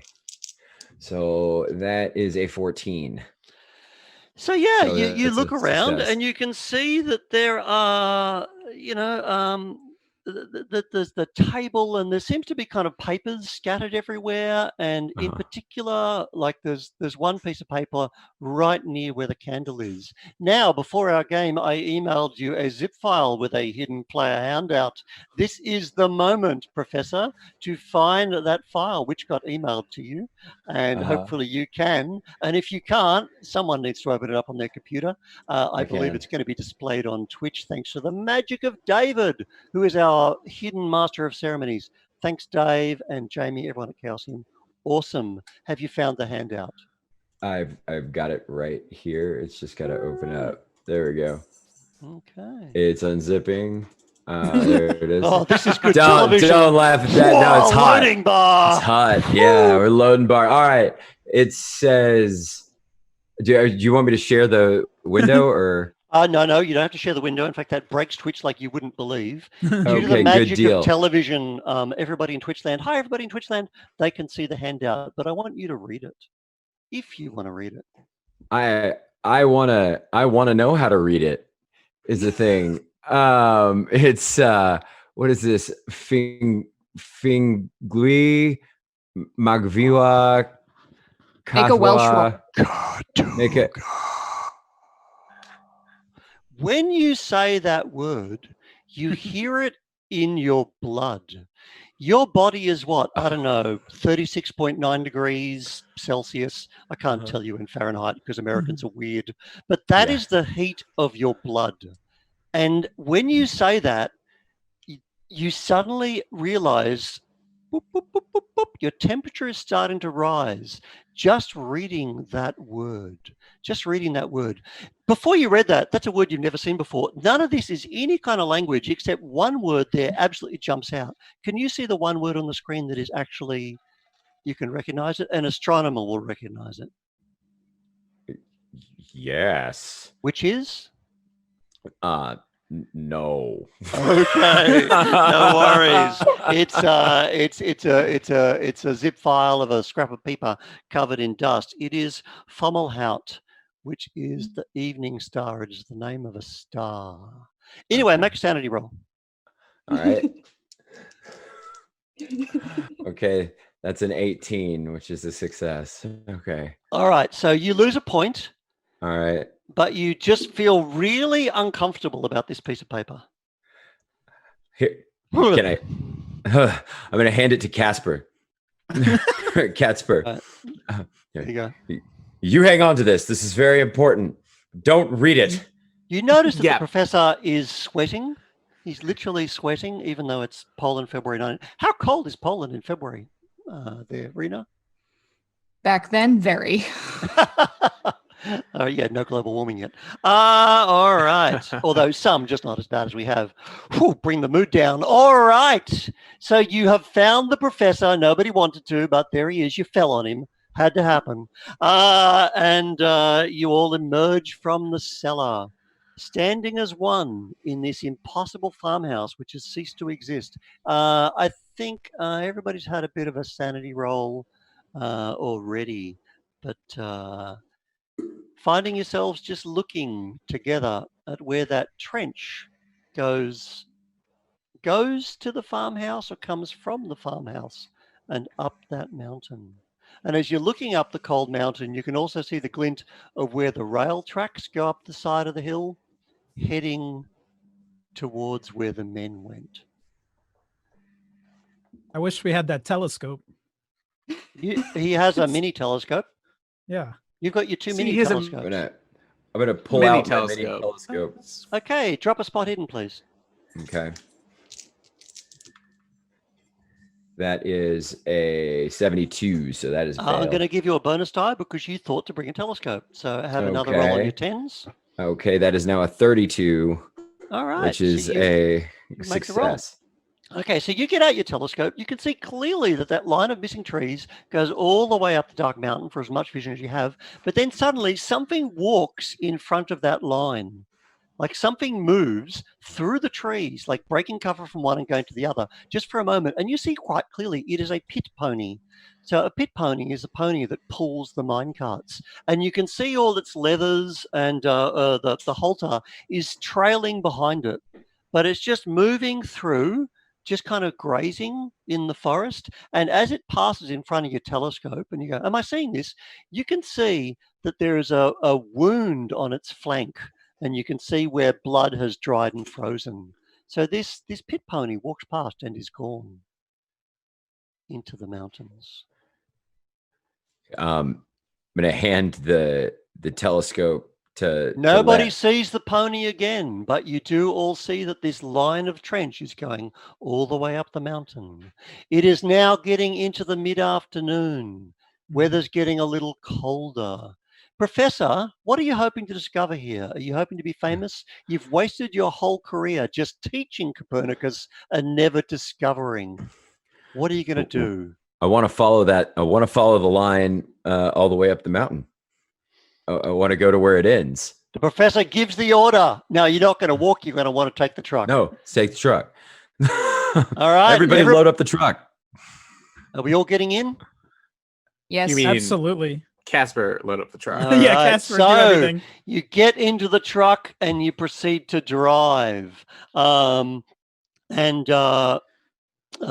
road goes like up through the woods, and there's trees on all sides. You're losing sight of where that line is. Sometimes you can look down and kind of see it, but you kind of lose sight of it until you cross it, which is a bit of a problem because now you can see that trench has cut right through the road. There is a hole in the road. Now, at the where you first saw the gap in the fence, it was 10 feet, about 3 meters across. Now it's about 2 meters across and about 2 meters down, which is 6 feet. That's a bit of a problem for a truck. What are you going to do about it? Yeah. Can I try to just do a hard brake to avoid that? Oh, you're grinding a truck up a mountain. So So I'm trying to get around it. Okay. Yeah, but in other words, the road you're following has been Right. cut by Okay. this Yeah. trench. What are you going to do? Well, do y'all want to try to drive around this or hoof it from here? Can we? I'd rather drive. Can we get out and survey and look? Certainly, A little deeper? everybody make a spot hidden roll. That's a 12. That is a hard success for. Okay. I guess So that's- fantastic. So Success. you all get out, have a look. Yeah, it's certainly a deep hole, but there's lots of trees around here. You could kind of cut some trees or get some kind of things to kind of fill the gap up and get some stone in there. It would take some time, but you probably could pile enough in there to grind through if you were careful. But the thing you notice is the sides of that trench are marble, which is news to you, Professor. Roll sanity roll. That is not possible. That is Okay. absolutely not possible. That's a 40, and that's a success. That's weird. Very peculiar. Who put a marble trench up a hill? Lose a point. Actually, no. Okay. You should lose D3. You should lose Okay. D3. All right. So you can walk. You can try to gun the truck in some ridiculous Evel Knievel moment, or you can take the time to build yourself a bridge. What do you wish to? Or you can go home and live. What do you want to do? Did I say live? No. I think we should walk at this point because it's February in Poland. It's going to get dark fast, and if we take the time to fill it up, That is Liv's suggestion. Are you going to do that, or does anyone have a counter proposal? It's a good suggestion. I'm willing to walk as long as I can take. That's 2 for walking. Are you walking, Professor? I'm walking. I want to walk on the All marble. right. It's approaching midnight and Gen Con Online. So everyone gets equipment out of the trucks and proceeds to walk quite easily across the trench, leaving the truck behind you. Are the lights still on? Absolutely. All right. So as the shadows and the gloom, that comforting light disappears. You did get a fair way up the mountain, and it's switchbacks and roads. You can see the twinkling lights of Anapole far below. Is that 6-year-old still standing in the road looking for her father? It's impossible to tell from this height, but you know that she is looking for him and hoping that you will bring him home safely. So now the road is actually turning. It's not going all the way to the summit. It's turning around to the due south to follow, because there is actually a dam above you. You can see the high stone walls and earthen ramparts of a dam has been placed here to change the course of the Conin River, because now you're looking, Jan, and you can see, yeah, the river, its course was going down to the mine. And so they've put a dam here, they've dammed it to change its course so that the mine doesn't flood. And you feel very comforted, Jan, because cold is good. There's something about that cooling weight of water if you need to have a bit of a drink, and a lot of it close hand. You feel pretty good about that. All right. Down the track, and now you can see you are approaching the mine compound. There is the mine head. There is a barracks where the miners live during the week. You can see a small mine office, and you can see a supply shed. You can see a line of mine carts, all of which are empty and filled with snow. There's absolutely no coal in there. No coal has been mined this week at all. And there was no coal in that cellar either. That cellar should have been full of coal. Yeah, so that is what you're seeing as you're walking down towards the mine, as the shadows are lengthening and the air is getting pleasantly colder. Got a bad feeling about this. Should we call out for those missing men? You call out. There is no response.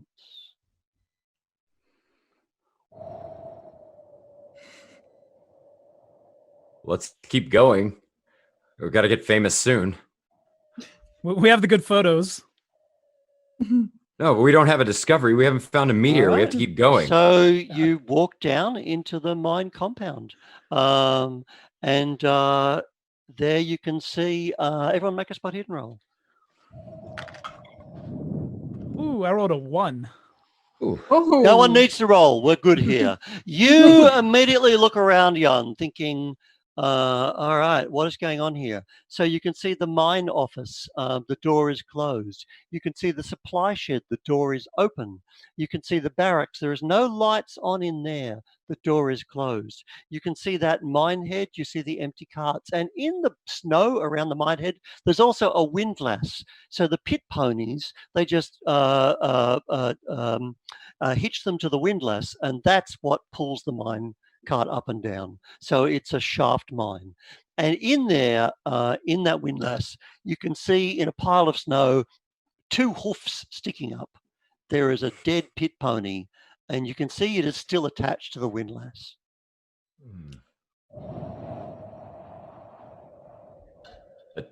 That pony looks like what I saw. Coming home. I saw. There is no sound. What do you do? Well, how are we going to the get other down? thing you see, thanks for the 0-1, that really helps me out there, Cup. You see clearly a hole in the back fence, but it's a very small hole, only about the size of only about 1 foot. So you realize that trench has been diminishing and diminishing. It started this wide, and now it's just about the size of a basketball, or like a soccer ball, or a football, as they call them in Europe. And it's a little tiny trench, goes directly to the mine shaft. And there's a little tiny circular hole in the stones around the mine, as though, pop, hole in one. You have a trench connecting the farmhouse to the mine shaft. Yeah. Can we look inside that terminal hole? So Jan is going to go and look down the mine. What are the other 3 up to? What are the rest of you doing? Going to try to I'm get going to ahead follow of Jan. Jan. Okay. Yeah, so, I'm looking at the hole. all right. So that's what's so there's the 2 sensing their discovery and wanted to get there first. Lev with her camera, we already know that something in Lev is either brilliant or otherwise. Oh, we've lost somebody's video, I believe. So what He may died, happen- like he disappeared. Yeah, just my goodness, died. that's shocking. So what we're going to find, our viewers at home now, is that, yay, welcome back. Names and photos might not match anymore because Caspar had a freak out moment. He disappeared like a professor. So just deal with it. Brandon's still with us. Hi, Brandon. Excellent. Great. We're back. So we are back indeed. So Lef, ready to record, but also something about watching the professor march towards a hole in the ground brings a smile to her face, because this is a very deep hole in the ground, a very deep hole, and is something like the audience can see live like, yeah, there's something weird going on there. Now, what about you, Caspar? Everybody is marching to the mine shaft, or Liv who's following. What are you up to? It kind of, like we've been talking about, like a PTSD is coming back a little bit where shell shock. I'm Let's use the almost 1920s term, shell shock. Yeah. a shell shock has coming back where I'm almost just on my guard, right? So I've pulled out my rifle that's been on my back the entire time and almost flanking them in a way. We don't know what's Okay. behind it. It's Great. dark. I'm just kind All of right, so make a spot falling hidden roll behind. for me. Like as you're literally getting back into the war. You're looking for enemies in the snow, in the gloom. How'd the spot hidden roll go? It did not go well. Okay, all right, sure. Yeah, 78. So Yeah. all right, so there might be enemies in the barracks. There might be an enemy in the mine office. The horse is dead. It is not an enemy. There might be somebody in the supply shed. You can see the supply shed is full of things. You can see many mine coats and heavy boots from your glimpse in the door.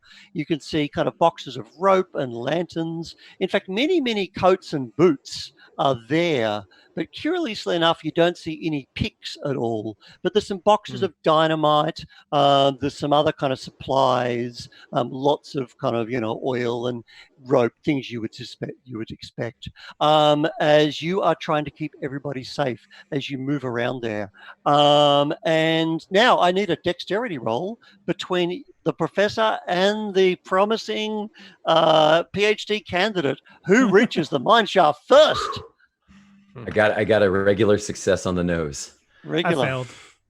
All right, the professor will not be denied. You have reached the mine shaft. You look down, it is pitch black. You note that the rope is down, so the cage is far below. Make a listen roll. Success. Wow. All right, and Jan, you don't get the glory of the discovery, but you arrive. You two can make a listen roll. I failed. Okay, that's good. You don't hear this. What you hear, Professor, as you look down there, is you hear this sound. Chink, chink, chink, chink. Do you know what does that sound like to you? Canes? Or being Chink, mining. Gotcha. chink. In pitch black, at the bottom of a shaft, there's a dead horse at the top of it. There's snow everywhere. Men haven't been seen for a week. And yet, down in the dark, chink, and it's not just one, chink, chink, chink, chink, chink, chink. Can we lot. Can we yell out to him? Yeah, sure. What do you yell? Who's down there? All right. What are you doing, Liv? I was taking pictures and then. Okay, roll your photography skill. That's a 5.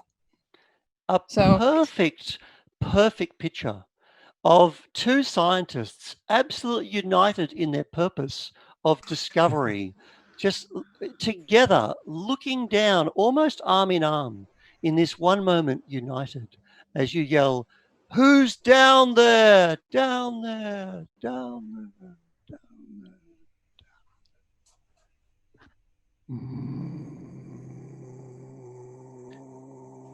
There is an answer. It doesn't come from a miner. It's not speaking Polish. And you hear it here, but you also feel it in your internal organs.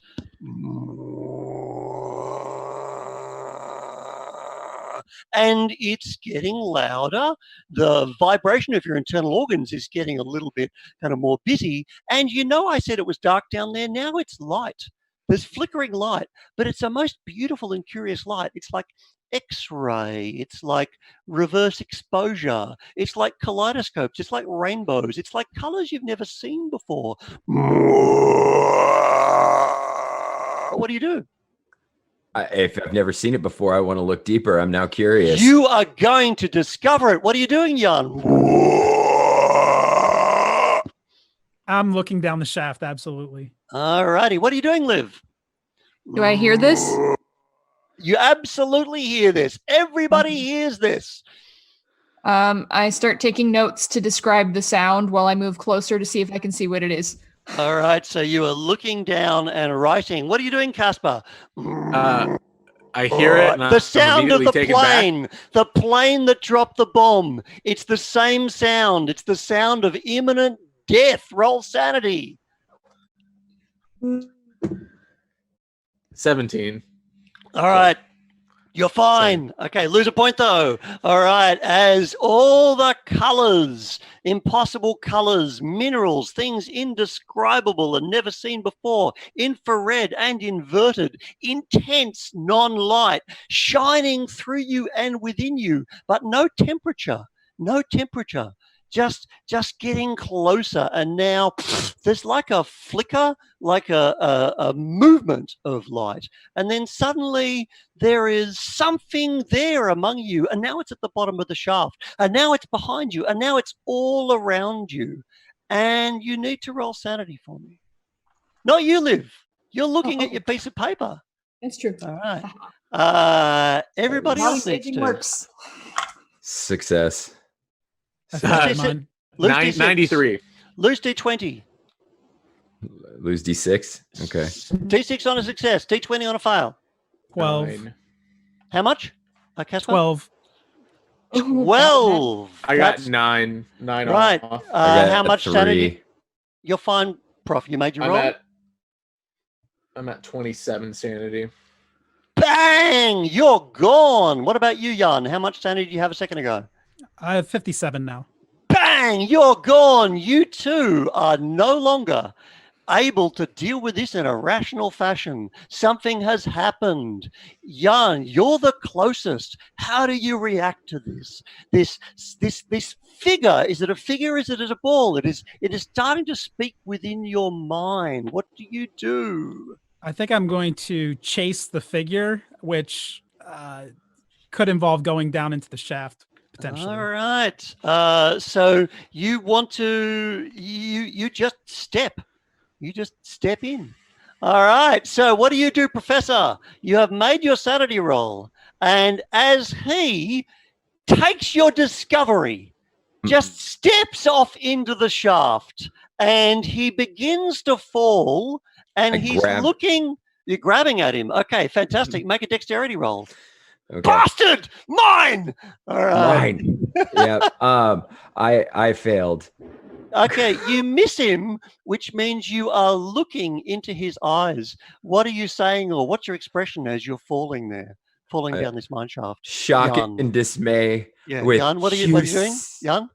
I'm just like, all right. but I'm kind of a little hidden excitement too. All right. As he makes the discovery, he touches the light and he just vaporizes.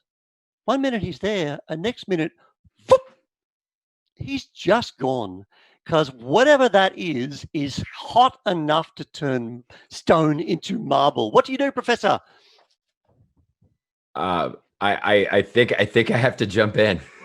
I think yes. It's so Liv. You're rising away, and you look up. Both men are gone. Casper, you are in a dark, safe place. Thank goodness. You've come to yourself. You've run into the supply shed. Right? There's lots of kind of picks and axes and weapons and gelignite and lamps and things here. And so you're kind of being careful in there. All right. What are you to do? Lev looks down I want to start grabbing dynamite. All right. You've got some dynamite. Excellent. How many boxes would you like? There are 2. Let's grab both. Liv, if you can take one, that would be really helpful. Okay, Liv, what are you doing? Lev looks down the pit and says, "Take that." that." Now it's.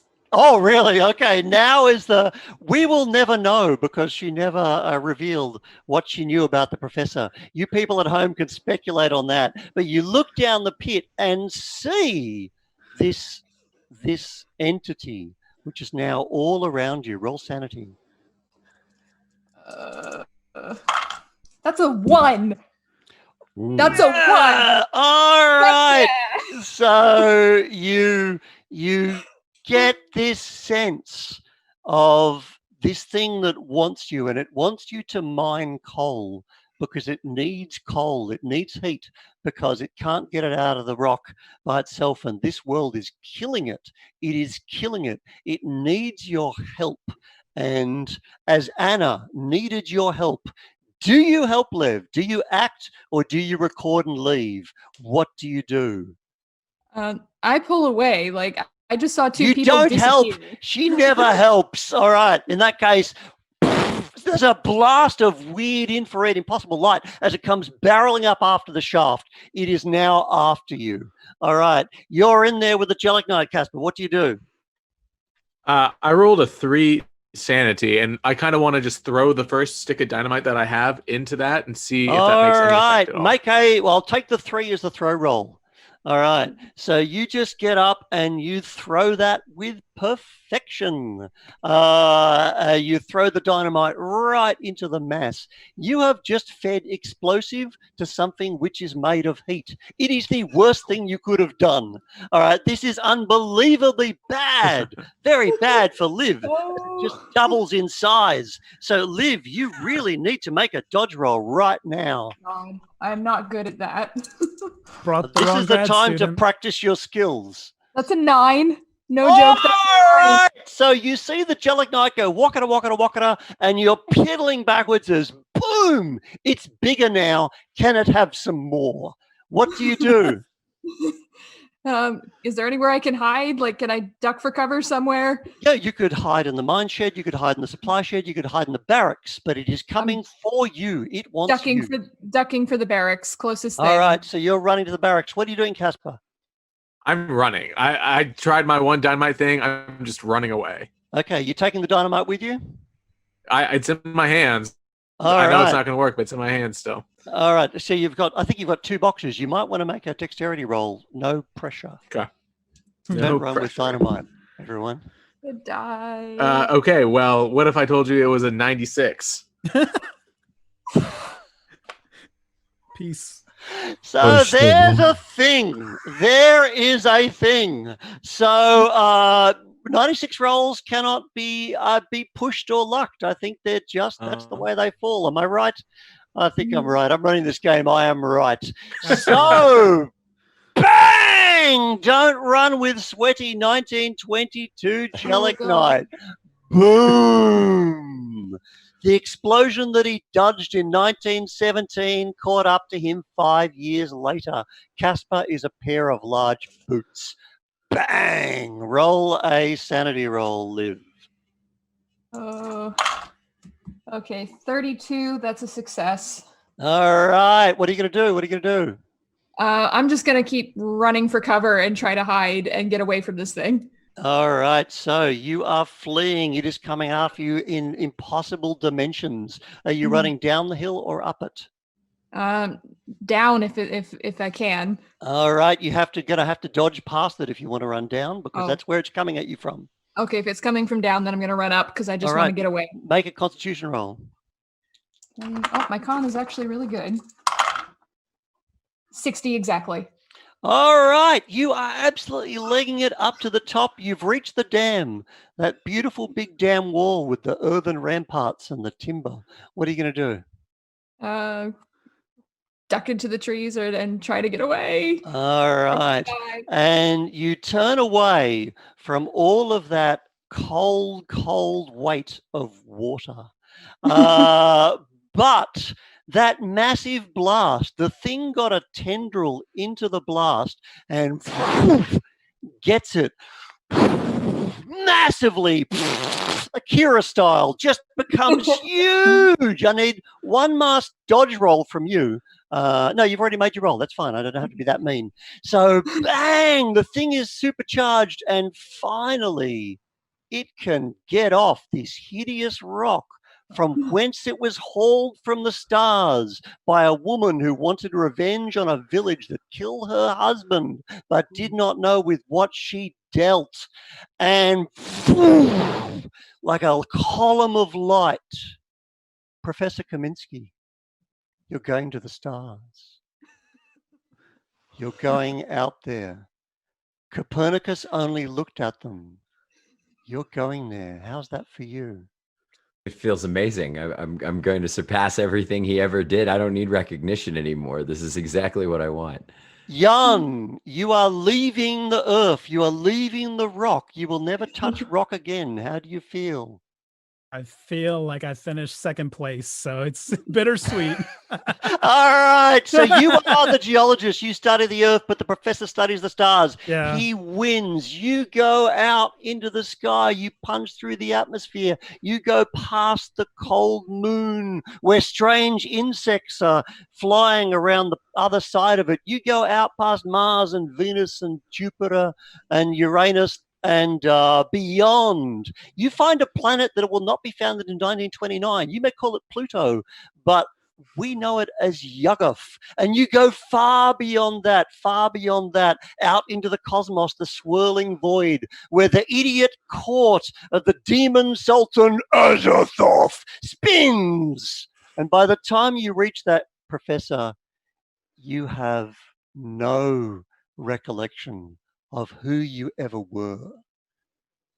But the flute music is beautiful. Thank you, everybody. Wonderful. Thank you, everybody. Thank you. Thank you, people at home. Thank you. Ain't slayed nobody. Well, I slayed 3 of them. We've run a little bit over time, but we have to get all the way to midnight. So thank you very much for playing with me, everybody. And I'd also like to thank Chaosium for publishing an amazing game, for Black Monk in Poland, for translating it as Zef Cthulhu and giving me the opportunity to rewrite this scenario, which was written by my friend John Coleman in 1985. So it's an oldie but a goodie. And you guys are hilarious. How can people, once again, watch more of your adventures? Yeah, so ain'tslayednobody.com is our website, or just search for Ain't Slayed Nobody on any podcast platform. We're playing in the Old West Call of Cthulhu at the moment and having a lot of fun with it. I would just like to say for the record that I did not slay you, you slew yourselves. So well, we died so that she could live. Yeah, oh, get out. Nice. Boo, Cup. No one's going to listen to our show now. That is superb. All right.